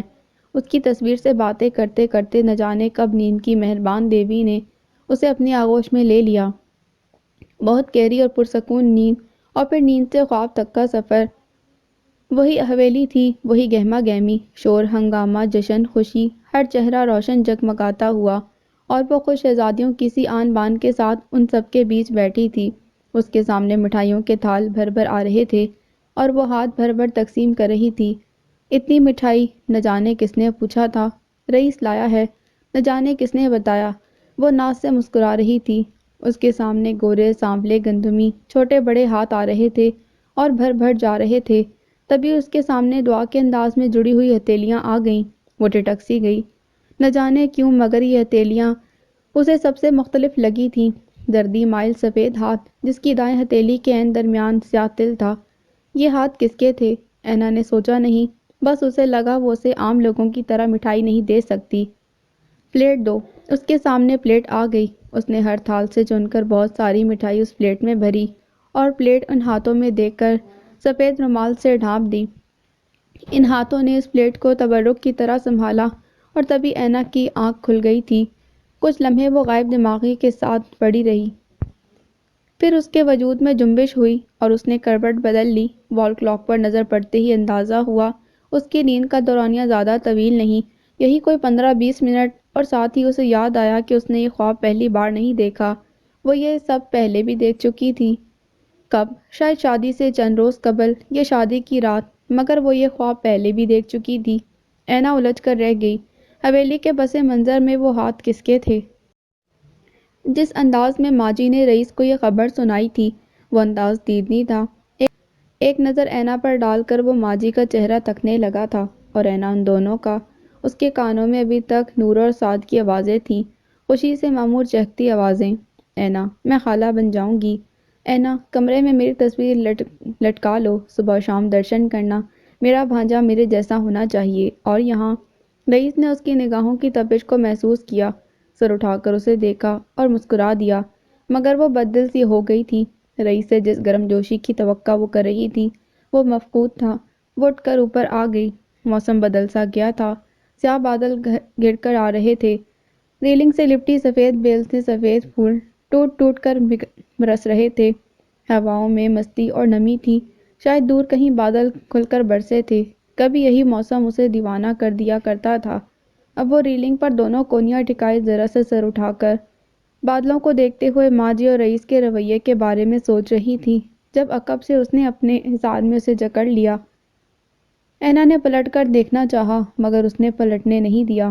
جان رئیس، بس رئیس مت کرے۔ آج اس کی شدتوں میں الجھن سی ہو رہی تھی۔ کیوں نہ کروں، اتنی بڑی خوشخبری سنائی ہے۔ خوشخبری؟ آپ خوش ہیں؟ کیا نہیں ہونا چاہیے؟ بولٹا اسی سے پوچھنے لگا۔ مجھے لگا آپ خوش نہیں خوفزدہ ہو گئے ہیں۔ رئیس کی گرفت کمزور پڑ گئی تو وہ آہستگی سے پلٹ کر اسے دیکھنے لگی۔ ایسا کیوں ہے؟ آپ، ماں جی، بی بی زینب، سب کے رویے میں کوئی چیز ہے جو کھٹکتی ہے۔ پاگل، ایسی بات نہیں ہے۔ وہ اسے جھٹلانے لگا۔ بس یہ مرحلہ بہت دشوار ہے اور تم بہت نازک سی ہو۔ اگر کسی کو خوفزدہ ہونا چاہیے تو مجھے ہونا چاہیے۔ آپ جیسا شخص اس طرح بیہیو کرے گا تو پریشانی تو ہوگی نا۔ اینا الجھی ہوئی تھی۔ پاگل لڑکی، میں خوش ہوں، بہت خوش۔ ہمارے خاندان کا وارث؟ اینا نے سنجیدہ نظروں سے اسے دیکھا۔ روایتی زمینداروں کی طرح سے وارث کے بارے میں کیوں سوچ رہے ہیں؟ ہمیں تو گڑیا بھی اتنی ہی پیاری ہوگی، بس تمہارے جیسی بغیر ناک کے نہیں ہونی چاہیے۔ وہ اس کی چھوٹی سی ناک پر انگلی مارتے ہوئے بولا تو وہ خفا سی ہو گئی۔ آپ کے جیسی پھیلی ناک بھی نہیں ہوگی۔ چلو طے ہو گیا، یہ تمہارے جیسی، نہ میرے جیسی بلکہ… بادل زور سے گرجے۔ اینا نے اس کا بازو دبوچ کر ایک دم سر اوپر اٹھا کر دیکھا۔ بادل برس پڑے تو اس کے منہ سے بے اختیار نکلا، رئیس بارش۔ اس کے چہرے پر قوس قزح کے رنگ کی طرح بکھرتی مسکراہٹ نے اسے مبہوت کر دیا تھا۔ یہ اس خوشخبری کا اثر تھا یا اچانک خوبصورت ہو جانے والے موسم کا اعجاز؟ وہ اتنی خوبصورت پہلے کبھی نہیں لگی تھی۔ تبھی اینا نے اس کا ہاتھ تھام لیا۔ چلیں بارش میں نہاتے ہیں، بیمار ہو جاؤ گی۔ اتنے خوبصورت احساسات سے ہاتھ چھڑا کر اس نے سرزش کی۔ بیمار ہو جاؤ گی۔ اپنے خوبصورت احساسات سے ہاتھ چھڑا کر اس نے سرزش کی۔ گرمیوں کی بارش میں کون بیمار ہوتا ہے؟ وہ کھلکھلا کر ہنسی۔ اندر چلتے ہیں اینا، اس موسم میں اندر بیٹھیں گے۔ وہ اس کا ہاتھ چٹک کر پیچھے ہٹی اور دونوں بازو پھیلا کر چہرہ اوپر اٹھا لیا۔ آئیں نا، بارش میں نہائیں، شور مچائیں، خوب ہلا گلا کریں۔ بارش اسے ہمیشہ یوں ہی بے تاب اور پاگل کرتی تھی۔ اینا، اندر چلو۔ رئیس نے آگے بڑھ کر اس کا ہاتھ تھاما اور نہ کرنے کے باوجود کھینچتا اندر لے گیا۔ اینا نے کمرے کے دروازے کے قریب جا کر اپنا بازو چھڑایا، پھر وہیں کھڑی ہو کر بارش دیکھنے لگی۔ اس کے چہرے پر ہلکی سی خفگی جھلکنے لگی تھی۔ پودوں کا سبز رنگ کچھ اور نکھر آیا، سب شاخوں میں چھپے سفید پھول کچھ اور تازہ ہو گئے۔ آسمان پر ایک بھیگا پرندہ چھپنے کے لیے بے تاب تھا۔ بارش اس کے پروں کو بے جان کر رہی تھی۔ رئیس خاموش سا جا کر کاؤچ پر بیٹھ گیا۔ اینا کو اچانک اس ماحول پر اداسی اور خاموشی چھاتی محسوس ہوئی۔ بس تیز ہوتی بارش کی آواز تھی جو اس خاموشی کو توڑ رہی تھی۔ چئی چپا چئی، پانیوں پہ چیٹے اڑاتی ہوئی لڑکی۔ ساتھ کی شوخ اور شریر آواز بارش کے ساتھ تال ملانے لگی۔ کیا کر رہے ہوں گے سب؟ اینا کے اندر ایک دم اس ماحول کا حصہ بننے کی خواہش ابھری تو وہ رئیس کی طرف پلٹی۔ بارش اب اس کے عقب میں شور مچا رہی تھی۔ رئیس، مجھے گھر جانا ہے۔ رئیس نے چونک کر اسے دیکھا تو وہ پھر سے پلٹ کر باہر جھانکنے لگی، پھر جیسے خود کلامی کے سے انداز میں گویا ہوئی، وہاں بارش کا رنگ ہی کچھ اور ہوتا ہے۔ امی کچن میں پکوان تلنے لگتی ہیں، ابو ڈھیر سارے آم اٹھا لاتے ہیں، ساتھ ہاف جینس پہن کر سڑکوں پر نکل جاتا ہے اور پکوان یہاں بھی تلے جا سکتے ہیں، آموں کے ڈھیر بھی لگ سکتے ہیں۔ ہاں مگر یہ ہاف جینس… وہ اس کے عقب میں آ کھڑا ہوا۔ اینا خاموش سی ہو گئی، پھر اچانک اس نے پوچھا، گاؤں میں بارش کیسی ہوتی ہے؟ بارش تو ہر جگہ ایک جیسی ہی ہوتی ہے، اس نے گول مول سا جواب دیا۔ وہ اینا کے گاؤں کے متعلق تجسس اور اشتیاق سے اچھی طرح واقف تھا۔ رئیس، گاؤں چلیں، میں گاؤں اور حویلی دیکھنا چاہتی ہوں۔ وہاں کچھ بھی خاص نہیں ہے اینا، یوں ہی کچھ دن رہ کر آ جائیں گے۔ آپ بھی تو جاتے ہیں۔ وہ بضد تھی۔ جائیں گے، ابھی تو بہت گرمی ہے۔ وہ حسب معمول ٹال گیا۔ اینا چڑھ کر باہر نکل آئی، اب کہ رئیس نے بھی اسے نہیں روکا تھا۔ ماں کی گود میں سر رکھ کر لیٹنا کیا ہے وہ پہلی بار محسوس کر رہی تھی۔ سکون ہی سکون، سرور ہی سرور۔ وہ کب سے ان کی گود میں سر رکھے، دونوں بازو ان کی کمر کے گرد کیے ایک ہی زاویے پر لیٹی تھی۔ ابھی چند منٹ قبل امی اسے اٹھانے لگیں۔ اینا نے پکڑ کر انہیں بھی بٹھا لیا۔ جتنی خاموشی سے وہ پڑی تھی، امی نے گھبرا کر خود ہی اسے جھنجھوڑ ڈالا۔ بس کرو اینا، کب تک یوں پڑی رہو گی؟ امی سکون مل رہا ہے۔ اسے اٹھا دیں امی، ورنہ میں اسے اٹھا کر باہر پھینک دوں گی۔ غضب خدا کا جس دن سے آئی ہے، سوائے سونے کے اور کوئی کام ہی نہیں۔ ہم بات کرنے کو ترس جاتے ہیں۔ یہ محترمہ اٹھتی ہیں، کھاتی ہیں، پھر سو جاتی ہیں، پھر اٹھتی ہیں، کھانا کھاتی ہیں، دوبارہ سو جاتی ہیں۔ نور کفگیر یوں لہرا رہی تھی جیسے 2 منٹ میں نہ اٹھی تو اسی سے تواضع کر دے گی۔ جس دن سے اینا کی شادی ہوئی تھی، امی نے اس کی کتابوں کو الماری میں لاک کر کے اسے کچن میں کھڑا کر دیا تھا۔ تمہیں کیا معلوم لڑکی، خواہ آپ سسرال میں کتنے بھی عیش کریں، میں کیا آنا کتنی بڑی عیاشی ہے۔ کثر مندی سے جمائی لیتے ہوئے گویا ہوئی۔ اچھا اٹھ جاؤ، اب نہا لو، کپڑے بدلو، پھر کچھ کھا لو۔ امی کی ہدایت پر وہ اٹھ گئی، نہا کر نکلی تو بال بنانے لگی۔ اسے یہاں آئے ہوئے بس چند دن ہی ہوئے تھے، اور کن جتنوں سے رئیس نے اسے آنے کی اجازت دی تھی، تنگ آ کر وہ لڑ پڑی تھی۔ وہ میرے اپنے ہیں رئیس، آپ کو کیوں لگتا ہے وہ میرا خیال نہیں رکھیں گے؟ ماں جی اور بی بی زینب کی بے تحاشا توجہ اور محبت نے اسے تقریباً مفلوج کر دیا تھا۔ رئیس تو پھر بھی اکثر گاؤں جاتے تھے، مگر یہ دونوں خواتین اسے زج کر دیتی تھیں۔ یہ کھاؤ، یہ نہ کھاؤ، یہاں بیٹھو، وہاں کھڑی نہ ہو۔ وہ حقیقتاً وہاں سے فرار کا راستہ ڈھونڈ رہی تھی۔ ریگولر چیک اپ تو ہو ہی رہا تھا، ماں جی نہ جانے کہاں کہاں سے تعویذ منگوا کر اسے پہناتی رہتی، نہ جانے کن کن بزرگوں سے دعا کرواتی۔ اسے لگتا وہ اپنی مرضی سے سانس بھی نہیں لے پا رہی۔ جب وہ لڑتے لڑتے رو دی، تب رئیس اسے یہاں چھوڑ گیا تھا۔ ان چند دنوں میں صبح اور شام ماں جی اور رئیس کے فون آ رہے تھے۔ امی رشک کرتی، اینا چڑھ جاتی۔ مجھے تو لگتا ہے یہ بچہ دنیا کا انوکھا بچہ ہے، یا میں دنیا کی پہلی عورت ہوں جو ماں بننے جا رہی ہوں۔ شکر کرو اینا، ورنہ وہ عورتیں بھی ہیں جن کے سسرال والے انہیں اس حال میں پوچھتے تک نہیں۔ امی لتاڑتی، امی زیادہ میٹھا بھی کبھی کبھی زہر ہو جاتا ہے، تم ناشکری ہو، وہ صاف کہتی۔ اینا اب آ بھی جاؤ، سال شور مچا رہا تھا۔ وہ دوپٹہ اڑ کر باہر آ گئی۔ تم بہت سست ہوتی جا رہی ہو اینا آپی، سعد نے دیکھتے ہی شکوہ کیا۔ سب ٹیبل پر اس کا انتظار کر رہے تھے۔ نور کھانا لگا رہی تھی۔ میری فیورٹ ڈشز۔ وہ مینیو دیکھ کر خوش ہو گئی۔ اس نے سب سے پہلے مسالہ بھری مچھلی کی طرف ہاتھ بڑھایا۔ رئیس کا فون آیا تھا، وہ کل تمہیں لینے آ رہا ہے۔ امی نے بتایا تو اس کا ہاتھ درمیان میں ہی رک گیا۔ امی آپ نے بتایا نہیں؟ میں نے کہا تھا کہ تمہیں تھوڑے دن اور رہنے دیں، مگر وہ نہیں مانا، بلکہ میں نے تمہاری ساس سے بھی کہا کہ ہمارے ہاں پہلا بچہ میکے میں ہوتا ہے، مگر وہ لوگ نہیں مانتے۔ اب خود بتاؤ میں اور کتنا اصرار کروں؟ وہ بیچارگی سے گویا ہوئیں۔ اینا کا کھانے سے ہی دل اچاٹ ہو گیا۔ پھر سے انہی پابندیوں میں جانے کے خیال نے اسے پریشان سا کر دیا۔ اب تو رئیس کی چاہتوں اور بےتابیوں سے بھی تسکین نہیں ہوتی تھی۔ یوں لگتا یہ ساری چاہتے اس کے لیے نہیں بلکہ بچے کے لیے ہیں۔ اچھا کھانا تو کھاؤ، امی نے کہا۔ میں رئیس سے کہوں گی وہ جلدی تمہیں ملانے لاتا رہے گا۔ میری آزادی کا آخری دن۔ اینا نے سعد اور نور کو دیکھا۔ تم نے سارے دن سو سو کر گزارے ہیں۔ نور سخت خفا تھی۔ اسے لینے رئیس ہی آیا تھا۔ سب سے مل کر گاڑی میں بیٹھی تو خفا سے لہجے میں پوچھنے لگا، تم نے میرے بغیر اتنے دن کیسے گزار لیے؟ بس، وہ ہنس دی۔ آئندہ لینا تم نام رہنے کا، ساتھ لاؤں گا اور ملا کر واپس لے جاؤں گا۔ کوئی زبردستی ہے؟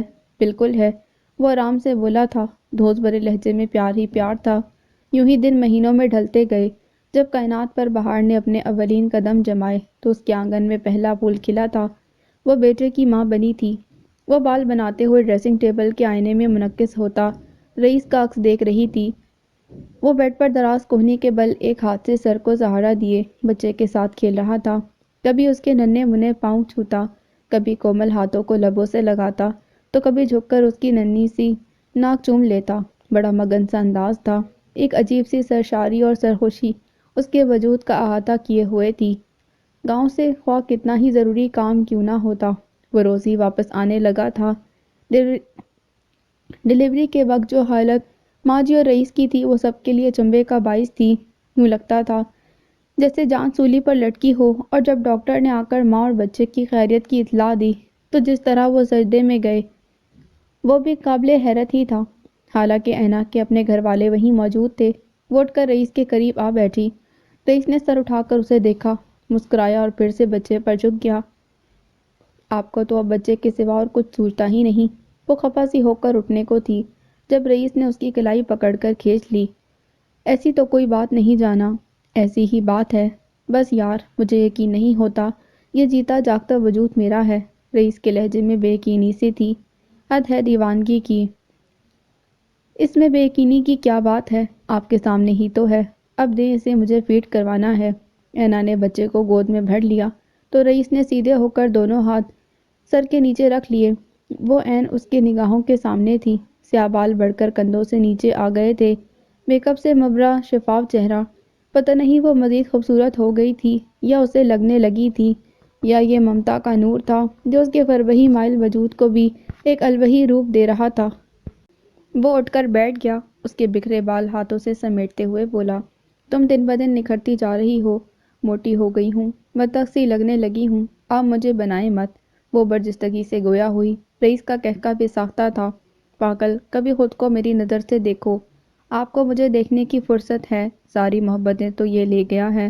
وہ شکوہ کناں لہجے میں گویا ہوئی، بیٹے سے رقابت، جی نہیں، پاگل، یہ تحفہ بھی تو تم ہی نے مجھے دیا ہے۔ وہ جھک کر بچے کو دیکھنے لگی، ماں جی کہتی تھیں کہ بچہ ہو بہو رئیس کی تصویر ہے۔ سنو، تم کیا گفٹ لوگی؟ میں نے کیا لینا ہے؟ پھر بھی سب کچھ تو مل گیا رئیس، اتنا اچھا سسرال، محبت کرنے والا شوہر اور اولاد، اب اور مجھے کیا چاہیے؟ اس کے لہجے میں سکون ہی سکون تھا۔ پھر بھی کچھ تو مانگو، کوئی ڈائمنڈ سیٹ یا…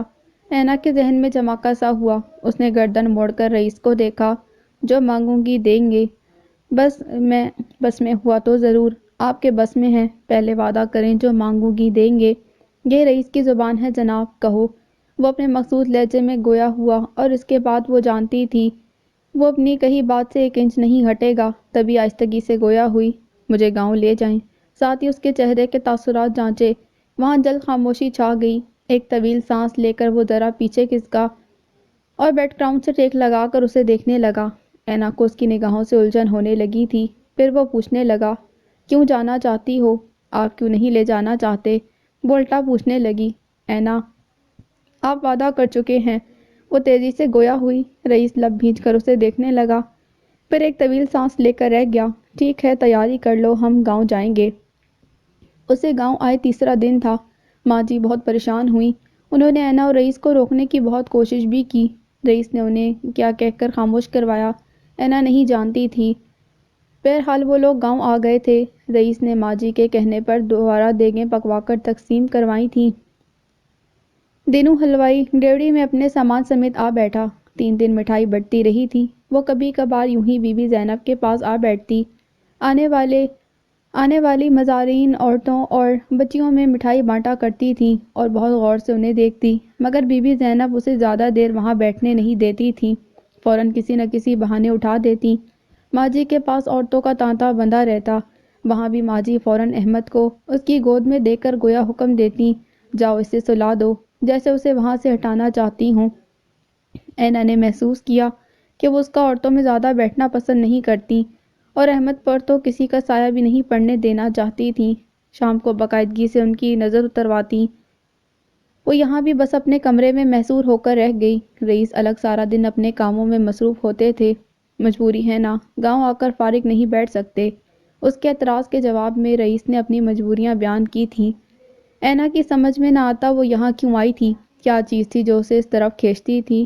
ان کھلے کمروں، گول برآمدوں اور بے حد وسیع و عریض صحن جس میں بہت پھیلے ہوئے آم اور جامن کے درخت گھنی چھایا کیے رہتے تھے، وہاں بچھی چارپائیاں، ان کے درمیان بڑا حقہ، کونے میں لگا تنور جسے شیدو سر شام دہکا کر روٹیاں پکانے بیٹھ جاتی تھی۔ یہاں آتے جاتے لوگ، حویلی کا لکڑی کا بڑا سا گیٹ پورا دن کھلا رہتا تھا، کچھ بھی تو ایسا نہ تھا جو اسے اپنی طرف کھینچتا۔ پھر میں یہاں کیوں آئی؟ لائٹ چلی گئی تھی۔ اس نے اٹھ کر کھڑکیاں کھول دیں۔ دوپہر کے 2:30 بجے تھے۔ صحن پورے کا پورا دھوپ سے بھرا ہوا تھا۔ ماں جی اور بی بی زینب درختوں کی چھایا میں آ بیٹھی تھیں۔ بی بی زینب کی گود میں احمد تھا جسے وہ تواتر سے پنکھا چل رہی تھی۔ دوسری پنکھی نورا کے ہاتھ میں تھی جو پائنٹی پر اٹکی ماں جی کو ہوا دے رہی تھی۔ اپریل کا اختتام تھا۔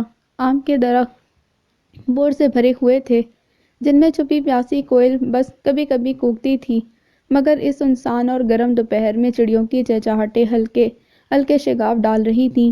اینا کی نگاہ اس چھوٹے سے گھر پر جا کر رکی جس کی ایک دیوار کے ساتھ کلیوں کا جھنڈ پھیل کر دور تک چلا گیا تھا، جس پر اتنی سفید کلیاں کھلتی تھیں کہ اس کا سبز رنگ مانند پڑ جاتا۔ یہ گھر بظاہر تو اسی گھر کا حصہ معلوم ہوتا تھا، مگر یہ رئیس کی چاچی کا گھر تھا۔ اس کے چچا کا کئی برس قبل انتقال ہو چکا تھا۔ بیٹا کوئی تھا نہیں، بس 2 بیٹیاں تھیں، دونوں شادی شدہ۔ چاچی اس سے ملنے آئی تھیں۔ 4.5 فٹ کی منہمی سے وجود کو دیکھتے ہی احساس ہوتا کہ اس نے ساری عمر دکھ کی فصل ہی کاٹی ہے۔ اتنی آہستگی سے بولتی تھیں کہ اینا کو ان کا کوئی جملہ سمجھ میں نہیں آتا تھا، بلکہ وہ بولی ہی کہاں تھیں۔ بمشکل 5 منٹ بیٹھیں، احمد کو 1000 روپیہ دیا، دعا دی اور چلی گئیں۔ ان کے جاتے ہی ماں جی نے جھپٹ کر احمد کی ننھی سی مٹھی سے وہ نوٹ کھینچا، احمد پر سے وار کر بی بی زینب کو دیا۔ اینا ہکا بکا رہ گئی۔ لائٹ آ گئی تھی۔ وہ کھڑکیاں بند کر کے ہٹ گئی۔ یہاں دوپہریں کچھ زیادہ ہی طویل ہوتی تھیں، کسی طرح گزرنے میں نہ آتی۔ تبھی دروازہ کھلا۔ بی بی زینب احمد کو لیے اندر آئیں۔ اسے بھوک لگی ہے۔ اینا نے احمد کو گود میں لے لیا۔ زینب واپس چلی گئی تھی۔ وہ احمد کو فیڈ کرواتے ہوئے اس سے باتیں کر رہی تھی۔ وہ سو گیا تو اسے کاٹ میں لٹا دیا۔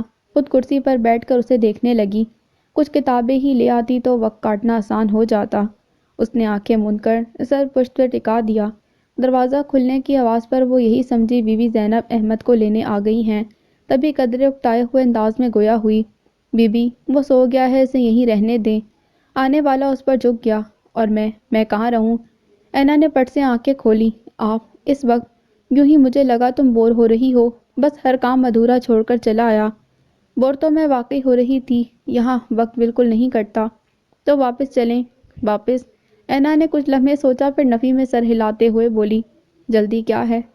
وہ اٹھنے لگی تھی، مگر رئیس نے کرسی کے دائیں بائیں ہاتھ رکھ لیے اور شریر سے لہجے میں گویا ہوا، کوئی جلدی نہیں۔ اینا نے سرزش کی، تبھی نگاہ بھٹک کر دروازے تک گئی۔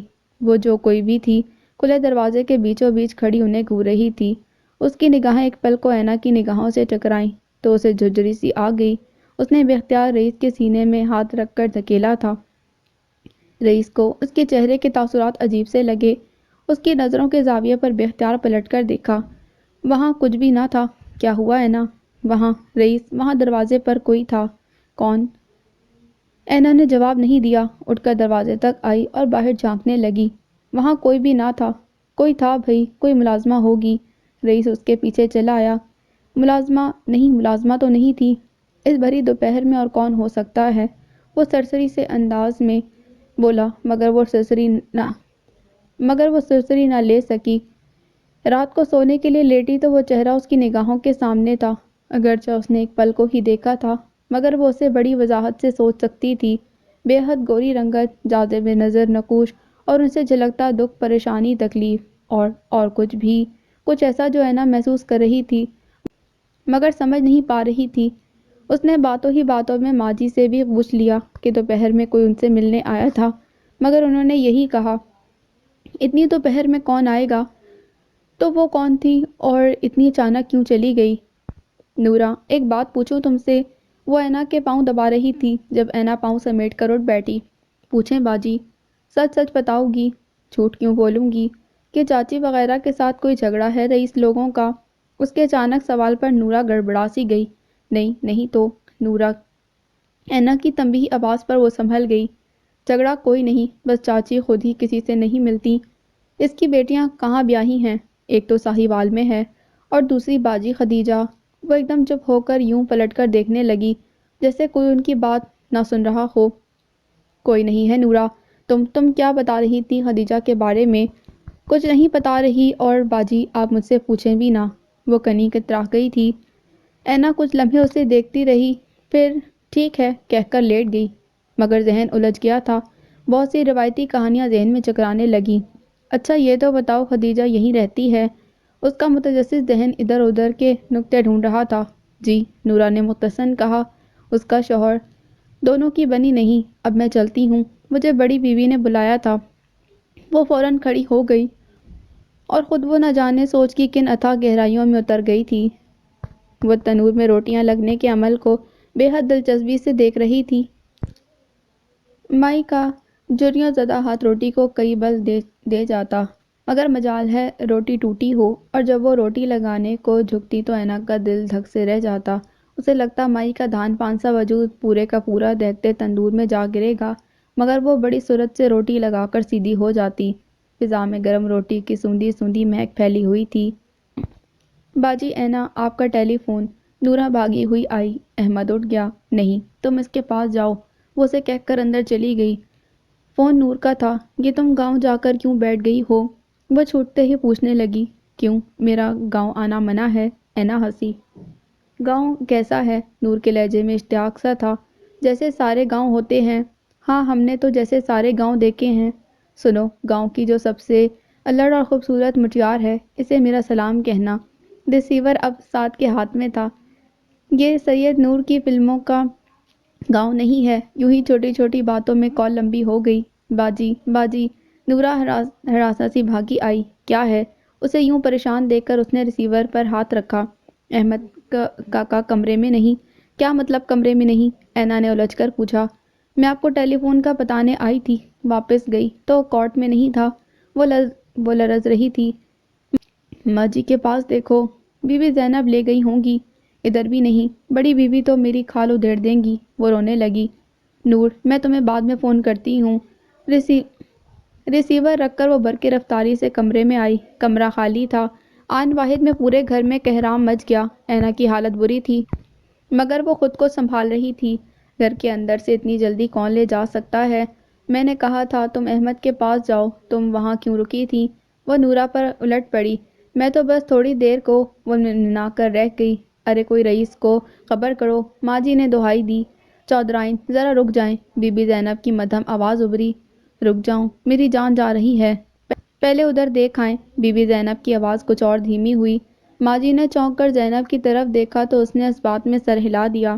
اتنی جلدی کوئی حویلی سے باہر نہیں جا سکتا، مگر حویلی کے اندر تو تم خود جاؤ، ماں جی نے کہا تھا۔ اینا الجھ کر دونوں کا چہرہ دیکھنے لگی۔ اس سے قبل کہ زینب باہر نکلتی، چاچی اندر آئیں اور ان کے بازوؤں میں احمد تھا۔ اینا نے جھپٹ کر احمد کو ان سے لے لیا۔ چاچی، یہ آپ کے پاس؟ وہ خدیجہ۔ چاچی نے شرمندہ شرمندہ سی نگاہ ماں پر ڈالی۔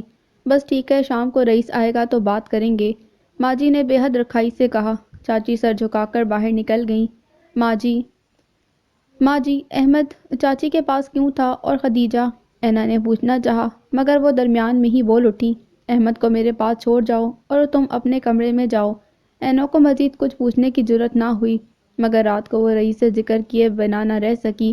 وہ خاصی دیر سے لوٹا تھا، بلکہ اس کے پاس خاصی دیر سے آیا تھا، حالانکہ وہ جانتی تھی کہ رئیس کافی دیر پہلے ہی واپس آ چکا تھا۔ اتنی دیر سے کہاں تھے آپ؟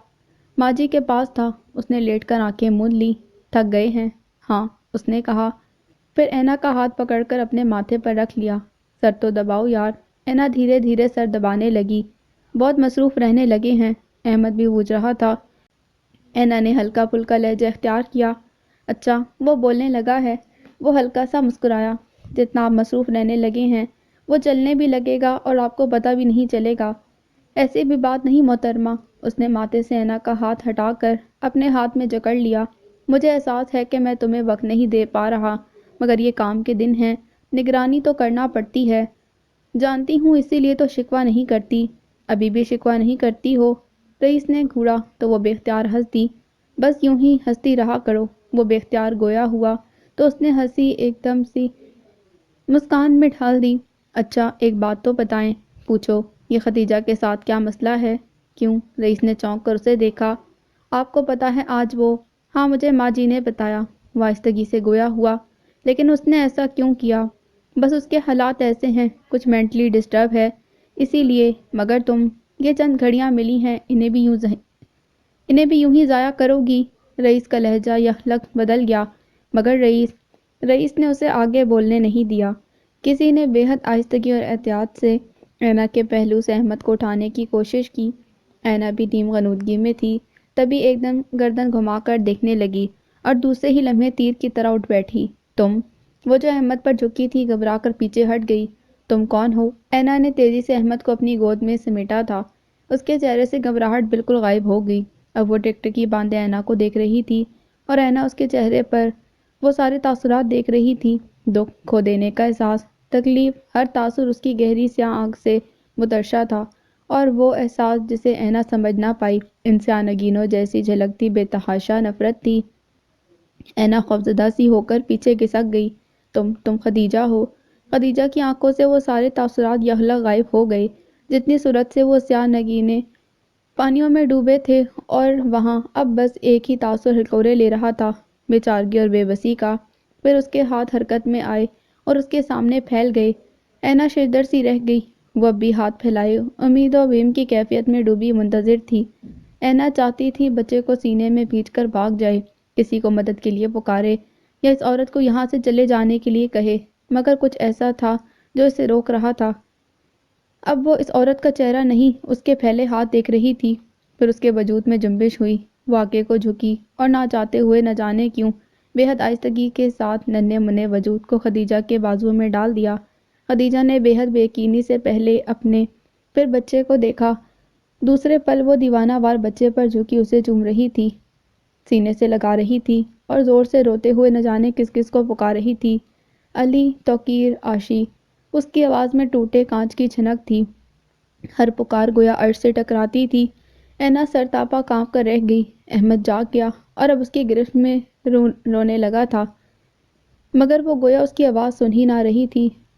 اینا تیزی سے بیڈ سے نیچے اتری، اس کی گرفت سے احمد کو چھڑانا چاہا، مگر اس نے تیزی سے اس کا ہاتھ جھٹکا اور احمد کو سینے سے بھینچ کر کھڑی ہو گئی۔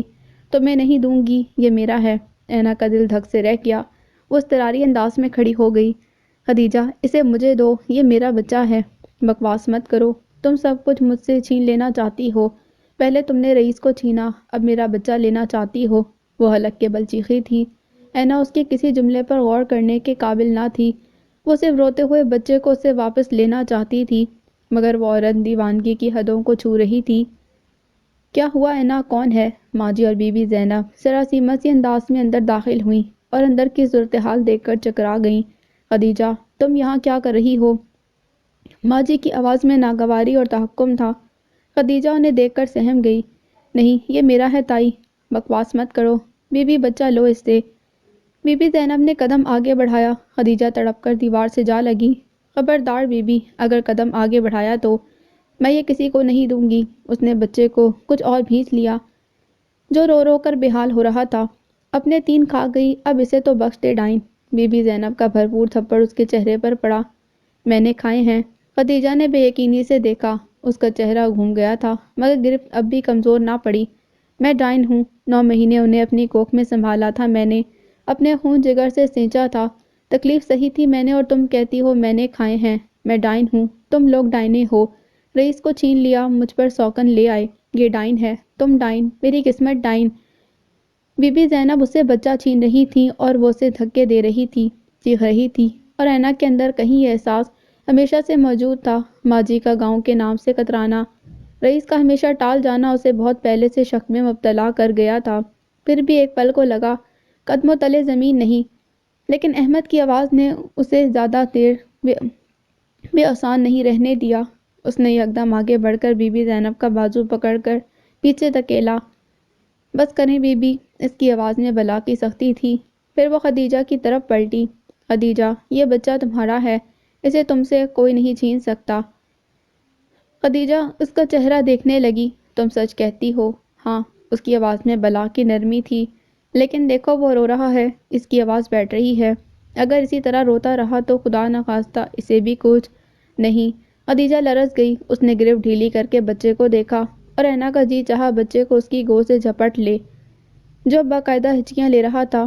وہ خود نہیں جانتی تھی وہ کیوں اتنا صبر سے کام لے رہی ہے۔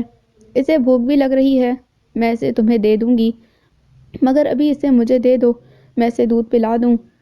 اگر یہ میرا ہے تو دودھ تم کیوں پلاؤ گی؟ خدیجہ نے حیرت اور معصومیت سے پوچھا اور وہیں دیوار کے ساتھ آلتی پالتی مار کر بیٹھ گئی۔ میں پلاؤں گی۔ اس عورت کی بے بسی پر اینا کی آنکھیں ایک دم بھر آئیں۔ اس نے بیٹھ کر نرمی سے خدیجہ کا ہاتھ تھام لیا۔ میں نے وعدہ کیا ہے نا تمہیں دوں گی، ابھی اسے مجھے دے دو۔ اس کے لہجے کی نرمی کا اعجاز تھا کہ خدیجہ نے ایک معمول کے سے انداز میں بچہ اسے تھما دیا۔ اینا نے وہاں سے اٹھنے کی غلطی نہیں کی تھی، بلکہ وہیں اس کے پاس ہی بیٹھ گئی۔ ماں جی اور بی بی زینب دم بخود تھیں۔ خدیجہ نے دونوں ہاتھوں سے آنسو پوچھتے ہوئے اسے دیکھا۔ منظر تو مکمل تھا، ماں اور بچہ، سفاق حقیقت سامنے تھی۔ اس نے بے یقینی سے اپنی خالی گود کو دیکھا تو لبوں سے چیخ سی نکل گئی۔ سب کچھ ٹوٹ کر بکھر گیا۔ جس سراب کے پیچھے وہ بھاگی تھی، حقیقت بن کر اس کے سامنے تھی۔ وہ اٹھی اور بھاگتے ہوئے باہر نکل گئی۔ میں تمہیں بتانا چاہتا تھا۔ شرمندہ شرمندہ سا رئیس اس کے سامنے تھا اور وہ گمسم سی تھی۔ بہت روئی تھی، بہت چیخی چلائی تھی، مگر تنہا۔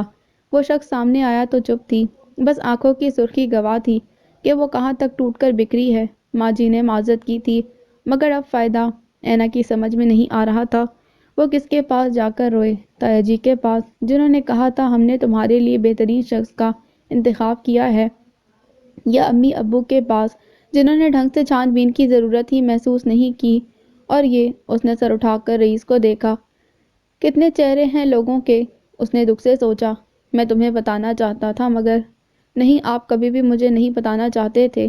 آپ صرف دھوکہ دینا چاہتے تھے، مجھے بھی اور خدیجہ کو بھی۔ اور رئیس، میں نے آپ کو کتنا اونچا، کتنا بلند سوچا تھا کہ یہ وہ شخص ہے جو کبھی اپنی زبان سے نہیں پھرتا، جو اپنے ملازم کے بچے کے لیے بھی فکر مند رہتا ہے، وہ کبھی کسی کے ساتھ برا نہیں کر سکتا۔ اور آپ کیا نکلے؟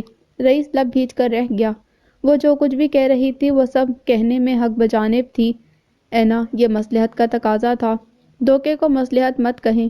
رئیس نے کچھ کہنا چاہا مگر وہ پھر بول اٹھی، بات تو سنیں رئیس، جو کچھ خدیجہ کے ساتھ ہوا، اور قسمت کی ستم ظریفی تھی یا تقدیر کا وار، دکھ تو دونوں کا تھا، بلکہ خدیجہ کا دکھ آپ سے زیادہ بڑا ہے۔ لیکن آپ نے کیا کیا؟ اس عورت کو پاگل ہونے کے لیے بالکل اکیلا چھوڑ دیا۔ اسے ہی اعتماد میں لے لیا ہوتا۔ میرے ساتھ تو دھوکہ کیا ہی تھا۔ آخر میں اس کا لہجہ ہلکا سا طنز لیے ہوا تھا۔ رئیس خاموشی سے سن رہا تھا، بالکل خاموش۔ شاید اب اس کے پاس کہنے کو کچھ تھا ہی نہیں، اور اینا سوچنے لگی، کاش وہ پہلے جیسی اینا ہوتی، سب کچھ چھوڑ چھاڑ یہاں سے بھاگ جاتی۔ اینا، چلو شہر چلتے ہیں واپس، ہماری زندگی تو وہیں سے شروع ہوئی تھی، یہاں سے تمہارا۔ میں تو ابھی شہر نہیں جا رہی، دو ٹوک لہجے میں گویا ہوئی۔ رئیس نے چونک کر اسے دیکھا، تم نے کیا سوچ رکھا ہے؟ ابھی تو کچھ نہیں سوچا، لیکن یہ طے ہے، میں ابھی شہر نہیں جاؤں گی، وہ کہہ کر اٹھ گئی۔ ماں جی نے بھی معذرت کی تھی کہ وہ بتانا تو چاہتی تھی، مگر بیٹے کی محبت اور نسل کو بڑھانے کے خیال نے زبان روک دی۔ اینا نے کچھ نہیں کہا، خاموشی سے سنتی رہی۔ اس معاملے میں جتنا قصوروار رئیس تھے، اس سے کہیں زیادہ ماں جی تھیں۔ انیسہ کا فون آیا تھا، وہ آنا چاہتی تھی مگر چھٹیاں نہیں مل رہی تھیں۔ احمد کی پیدائش پر وہ صرف ایک ہفتے کے لیے آئی تھی۔ اینا نے اسے نارمل انداز میں ہی بات کی تھی، وہ خود اپنے رویے کو سمجھ نہیں پا رہی تھی۔ بھائی صاحب کے ہاں شادی کے 10 سال گزرنے کے بعد بھی اولاد نہ ہوئی تھی، اور میں 2 بچیوں کی ماں بن گئی۔ جب رئیس پیدا ہوا تو خدیجہ 5 سال کی تھی، تبھی اسے رئیس کے ساتھ منسوب کر دیا گیا تھا۔ خدیجہ نے پرائیویٹ ایف اے کیا تھا، رئیس نے تعلیم مکمل کی، زمینداری سنبھالی تو دونوں کی شادی کر دی۔ رئیس مزاج کا اچھا ہے، خدیجہ کو خوش رکھا تھا اس نے، رانیوں کی طرح راج کرتی تھی، مگر چچی کی بے حد مدھم آواز کمرے کی خاموش فضا میں ارتعاش پیدا کر رہی تھی۔ وہ خاموش ہوئیں تو کمرے کے کونے کونے میں سناٹے کا راج ہو گیا۔ اینا نے بے چینی سے پہلو بدلتے خدیجہ کو دیکھا، جو چرپائی پر لیٹی ہوئی تھی، دوپٹے کا پلو منہ پر ڈال رکھا تھا۔ وہ جب ان کے گھر آئی تو چچی نے بے حد حیرت سے اسے دیکھا۔ تم؟ وہ شرمندہ سی ہو گئی، شاید اسے یہاں نہیں آنا چاہیے تھا، مگر چچی نے اسے اندر آنے کا راستہ دے دیا۔ باہر سے آ کر اس نیم تاریک کمرے میں کچھ بھی سجائی نہ دیتا، مگر خدیجہ کی آواز ابھری تھی، امی اس سے کہیں یہاں سے چلی جائے۔ تبھی اینا نے دیکھا، وہ پلنگ پر لیٹی تھی۔ بیٹھو، چچی نے کرسی کی طرف اشارہ کیا۔ اینا بیٹھ گئی۔ یہ دیکھ کر خدیجہ نے دوپٹہ منہ پر ڈال لیا، اور تبھی اب تک اس طرح پڑی تھی۔ بہت علاج کروائے، رئیس بڑے بڑے ڈاکٹروں کے پاس لے کر گیا، بظاہر تو سب ٹھیک ہوتا، مگر ہر بار 3 بار، تینوں بچے زندہ سلامت پیدا ہونے کے چند منٹ بعد ہی ختم ہو گئے۔ رئیس بھی کیا کرتا، شادی تو کرنا تھی، کر لی۔ تمہاری گود ہری ہوئی بچہ سلامت ہے، ہمیں خوشی ہے اس بات کی۔ بس کبھی کبھی یہ دیوانی سی ہو جاتی ہے، جب سے سنا کہ تم آئی ہو تب سے یہی حال ہے۔ ایک دن بچہ اٹھا لائی، کہتی ہے اگر یہ رئیس کا ہے تو میرا بھی تو ہوا۔ اب کتنے دنوں سے بخار میں پڑی ہے۔ انہوں نے ایک سر آب بھری اور تیزی سے تسبیح کے دانے گرانے لگی۔ خدیجہ نے دوپٹہ ہٹا کر رہنا کو دیکھا۔ تم احمد کو ساتھ لے آتی، میں تو صرف اسے دیکھنا چاہتی ہوں، پیار کرنا چاہتی ہوں بس۔ وہ ماجی کے پاس تھا، میں تم سے معذرت کرنا چاہتی تھی۔ وہ اٹھ کر بیٹھ گئی۔ اس دن نہ جانے مجھے کیا ہوا تھا، وہ اس وقت بالکل نارمل تھی۔ وہ بھول گئی کہ ابھی کچھ لمحے قبل اس نے کس قدر تنفر سے اسے یہاں سے جانے کو کہا تھا۔ اس کی ضرورت نہیں خدیجہ، میں تمہاری کیفیت سمجھ سکتی ہوں، اینا نے ملائمت سے جواب دیا۔ وہ اس عورت کے لیے اپنے دل میں کچھ خاص جذبات محسوس کرتی تھی۔ اسے ایک بار بھی یہ محسوس نہیں ہوا کہ اس کا اس عورت کے ساتھ کیا رشتہ ہے۔ خدیجہ خاموش ہو کر دوپٹے کے کنارے ادھیڑنے لگی، پھر اس نے سر اٹھا کر اینا کو دیکھا۔ تم نے کبھی جلنے کی اذیت سہی ہے اینا؟ میں ہر روز جلتی ہوں، میرا وجود ہر وقت اندیکھی آگ میں جلتا رہتا ہے، ایک جہنم ہے جس میں دن سے رات کرتی ہوں۔ مجھے لگتا ہے کوئی میرے وجود سے قطرہ قطرہ روح کھینچ رہا ہے۔ 9 ماہ، پورے 9 ماہ تم نے بھی تو دھاگا دھاگا خواب بنے ہوں گے۔ تمہارا بچہ، اس کا لمح، اس کی پہلی آواز، پہلا قدم، پہلی پکار، ماں، آہ! میں نے انہیں جہنم دینے کی اذیت سہی ہے، میں نے ان کی پہلی چیخ سنی ہے، لیکن دیکھو میری گود خالی ہے۔ اللہ نامہربان کیوں ہے اینا؟ وہ مجھ سے اتنا ناراض کیوں ہے؟ کوئی ایک بچ جاتا، کوئی ایک اپنی سانسیں زیادہ لکھوا لاتا، لیکن وہ بس ایک سانس جینے اس دنیا میں آتے تھے۔ انہوں نے یہ بھی نہیں سوچا کہ ان کی ماں نے ان کے نام رکھے تھے، کن امیدوں اور چاہتوں کے ساتھ۔ یہ دیکھو، وہ اٹھی اور الماری کھول کر اس میں سے چیزیں نکال کر پھینکنے لگی، کھلونے، ننھے منھے کرتے، سویٹر، جرابیں، ٹوپیاں۔ انہوں نے یہ بھی نہیں سوچا کہ ان کی ماں نے ان کرتوں میں اپنی ممتا کاڑھی ہے، ان سویٹر ٹوپیوں میں اپنی محبت بنی ہے۔ انہوں نے کچھ بھی نہیں سوچا، بس آئے، ایک سانس جی اور چلے گئے۔ میرا علی، میرا توقیر، میری عاشی۔ وہ گھٹنوں کے بل بیٹھی ان سویٹر ٹوپیوں کو اٹھا کر اپنی آنکھوں سے لگا رہی تھی۔ اینا کو پتہ ہی نہ چلا کہ کب وہ اس کے ساتھ مل کر پھٹ پھٹ کر رونے لگی۔ لمبے بے کیف اور گرم سلگتے دنوں کا سلسلہ جو ختم ہونے میں نہ رہا تھا۔ وہ بے قراری سے برآمدوں آم کے درختوں تلے گھومتی رہی، جن میں چھپے طوطے کچے آموں کو کترتے رہتے۔ ماجی واپس جانے کو بےتاب تھی، انیسہ آنے والی تھی اور گاؤں آ کر ہمیشہ بور ہوتی تھی۔ رئیس خاموشی سے اپنے کام نپٹائے جاتا، زیادہ تر وقت اس کا ڈیرے پر گزرتا۔ یوں بھی گندم کی کٹائی کا موسم تھا۔ وہ اینا کے فیصلے کا منتظر تھا، اور اینا نہ جانے کیا کیا سوچتی رہتی۔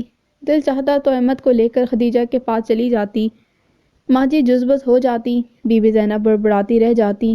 وہ احمد کو خدیجہ کی گود میں دیکھ کر خود کلیاں چنتی رہتی اور خدیجہ کو لگتا وہ جی اٹھی ہے۔ وہ اسے نہلاتی، نیا کرتا پہناتی، کبھی روتی کبھی ہنستی۔ احمد جب بھی واپس آتا، اس کے تن پر نیا کرتا ہوتا جو زینب نے خود کاڑا ہوتا۔ چچی مشکور نگاہوں سے اینا کو دیکھتی۔ وہ تو مر گئی تھی، اب پھر سے جینے لگی ہے، ساری دوپہر بیٹھی احمد کے کپڑے سیتی رہتی ہے اور خوش رہتی ہے۔ اور اینا سوچتی جب ہم واپس چلے جائیں گے تب خدیجہ کیا کرے گی؟ تمہیں مجھ سے حسرت محسوس نہیں ہوتی؟ ایک دن اینا نے پوچھا، وہ جو احمد کو نہلانے کے بعد تولیے سے خشک کر کے پاؤڈر چھڑک رہی تھی، سر اٹھا کر اسے دیکھنے لگی، پھر نفی میں سر ہلاتے ہوئے بولی، شادی تو رئیس کو کرنا ہی تھی، حالانکہ ضروری تو نہ تھا، جس مقصد کے لیے وہ شادی کر رہا تھا وہ پورا ہی ہوتا۔ پھر بھی میں خود اس سے کہتی تھی کہ وہ دوسری شادی کر لے، شاید دوسری عورت قسمت کی دھنی ہو۔ وہ ہمیشہ انکار کرتا رہا، اور جب شادی کی تو مجھ سے بات تک نہیں کی، مجھے اعتماد میں لیا ہی نہیں۔ اور جب میں نے پوچھا تم نے ایسا کیوں کیا رئیس، تو اس نے میری بات کا جواب بھی نہیں دیا۔ اور جب مجھے پتا چلا کہ تم ماں بننے والی ہو تو میں ڈر گئی۔ میں نہیں چاہتی تھی جو عذاب میری جاں پر اترے وہ تم پر بھی اترے۔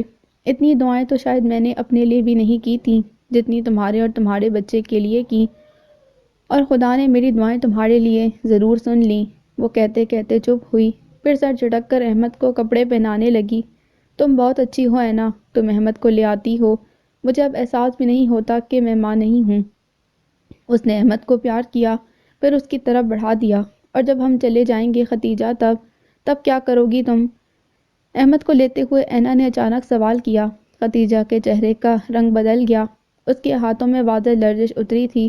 اس نے ایک پل کو اپنے خالی ہاتھ دیکھے، پھر ہتھیلیاں جوڑتے ہوئے گویا ہوئی تھی، میں تم سب کے لیے دعا کروں گی۔ بس رئیس، بہت ہو گیا، ہم لوگ کل شہر جا رہے ہیں، اس سے بھی کہو تیار رہے، میری برداشت سے زیادہ ہو گیا ہے۔ جب دل چاہتا ہے احمد کو اٹھا کر اس منوس کے پاس پہنچ جاتی ہے، اب تو پوچھنا بھی گوارا نہیں کرتی، اور یہ سب تمہاری ڈھیل کا نتیجہ ہے۔ مرد چاہے تو کیا عورت کو قابو میں نہیں رکھ سکتا؟ مجھے تو حیرت ہوتی ہے تمہارے رویے پر، کیوں اتنی آزادی دے رکھی ہے؟ میں جانتا ہوں ماں جی، مجھے کیا کرنا ہے کیا نہیں۔ رئیس کے لہجے میں ہلکی سی بیزاری در آئی۔ بہرحال کل کی تیاری کرو، میں ابھی نہیں جا سکتا۔ ٹھیک ہے، ہم لوگ جائیں گے اور کل ہی جائیں گے، بتا دینا اپنی بیوی کو، وہ حتمی لہجے میں گویا ہوئی تھی۔ رئیس خاموشی سے اٹھ گیا۔ اینا اب شہر جانا چاہیے، رات کو اس نے اینا سے کہا۔ اس کا خیال تھا اسے بحث کرنا پڑے گی، اینا کو قائل کرنا پڑے گا، مگر اینا نے خاموشی سے ٹھیک ہے کہہ کر کروٹ بدل لی۔ وہ محو حیران تھا، تو کیا وہ کسی فیصلے پر پہنچ گئی ہے؟ رات گئے اس کے ذہن میں یہی سوال چکراتا رہا۔ صبح معمول کے مطابق ہی ہوئی، ناشتے کے بعد انہیں روانہ ہونا تھا۔ میں تیار ہو کر آتی ہوں، وہ احمد کو لے کر کمرے میں چلی گئی، اور پھر بہت دیر تک نہیں آئی۔ گاڑی آ گئی ہے، رئیس نے آ کر بتایا۔ ماں جی اور بی بی زینب چادر اوڑھ کر آ گئیں۔ اینا کہاں ہے؟ بی بی تیار ہو رہی ہیں، نورا نے بتایا۔ بلاؤ، وہ ایک لفظ کہہ کر چرپائی پر بیٹھ گیا۔ بی بی کہتی ہیں ابھی آتی ہوں، اس نے آ کر بتایا، مگر بہت دیر ہونے کے بعد بھی وہ نہیں آئی۔ رئیس کو غصہ آنے لگا۔ تم نے؟ ماں جی نے کچھ کہنا چاہا، مگر وہ پہلے ہی بول اٹھا۔ آپ گاڑی میں بیٹھے، میں دیکھتا ہوں۔ وہ کمرے میں چلا گیا۔ اینا ایک ہی زاویے پہ بیٹھی ٹکٹکی باندھے احمد کو دیکھ رہی تھی۔ کیا مسئلہ ہے اینا؟ وہاں ماں جی انتظار کر رہی ہیں، اور تم ہو کہ؟ اس نے بہت کوشش کے ساتھ اپنے لہجے کو مدھم رکھا۔ اینا نے چونک کر اسے دیکھا۔ نہیں، میں بس آ رہی ہوں، جلدی کرو، وہ سنجیدگی سے کہتے ہوئے پلٹا۔ اینا نے دوپٹہ اوڑھ کر احمد کو اٹھایا اور اس کے پیچھے ہو لی۔ ماں جی اور بی بی زینب گاڑی میں بیٹھ چکی تھیں۔ اینا صحن کے بیچوں بیچ رک گئی۔ اینا، کیا مسئلہ ہے؟ اب کہ وہ جھنجھلا گیا، اینا کچھ نہیں بولی، وہ چچی کے گھر کی طرف دیکھ رہی تھی۔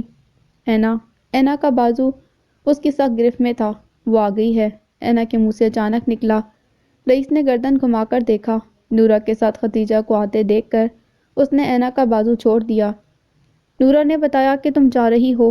خدیجہ اس کے پاس آ کر رک گئی۔ اس نے بس ایک سرسری نگاہ رئیس پر ڈالی۔ ہاں، بس تمہیں ایک تحفہ دینا تھا، اس لیے رک گئی۔ وہ اپنی آواز کے ارتعاش پر بمشکل قابو پا رہی تھی۔ رئیس نے قدرے تعجب سے اینا کو دیکھا۔ تحفہ؟ خدیجہ نے دہرایا۔ ہاں۔ اس نے احمد کو دیکھا، پھر اسے ہاتھوں میں ذرا سا بلند کرتے ہوئے اس کی پیشانی پر ایک طویل بوسہ ثبت کیا، پھر احمد کو خدیجہ کی طرف بڑھا دیا۔ وہ کچھ نہ سمجھے کے انداز میں اینا کو دیکھنے لگی۔ لو خدیجہ، یہ تمہارا ہی ہے۔ نہیں، وہ 2 قدم پیچھے ہٹ گئی اور پھٹی پھٹی نگاہوں سے اسے دیکھنے لگی۔ اینا تم پاگل ہو، رئیس کو جھٹکا سا لگا۔ ہاں، میں پاگل ہوں، وہ آرام سے کہتے ہوئے خدیجہ ہی کی طرف دیکھ رہی تھی۔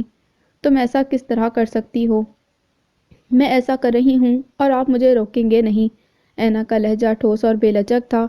لے لو خدیجہ، اللہ نے چاہا تو وہ مجھ پر اپنا کرم دوبارہ کرے گا، مگر یہ تمہارا ہی ہے، تم اسے علی سمجھو یا توقیر۔ شاید اللہ نے مجھے یہاں بھیجا ہی اس لیے تھا، خدا۔ خدیجہ نے رئیس کو دیکھا جو لب بھیجے کھڑا تھا، پھر اس کے بازو پھیلے اور اس نے آہستگی سے احمد کو اپنے سینے سے لگا لیا۔ اس کی آنکھیں بند تھیں، جس سے آنسو بہنے لگے تھے، اور وہ لرزتے ہونٹوں سے کیا کہہ رہی تھی اینا سننا نہیں چاہتی تھی، تبھی تیز تیز قدم اٹھاتی رئیس سے پہلے گاڑی میں جا بیٹھی تھی۔ The end. So this was the end of ہم بھی کتنے سادہ تھے۔ امید ہے یہ کہانی آپ کو پسند آئی ہوگی۔ اگر آپ کو یہ کہانی پسند آئی ہے تو اس ویڈیو کو لائک کریں، چینل کو سبسکرائب کریں۔ ملتے ہیں ایک نئے ناول کے ساتھ۔ اللہ حافظ۔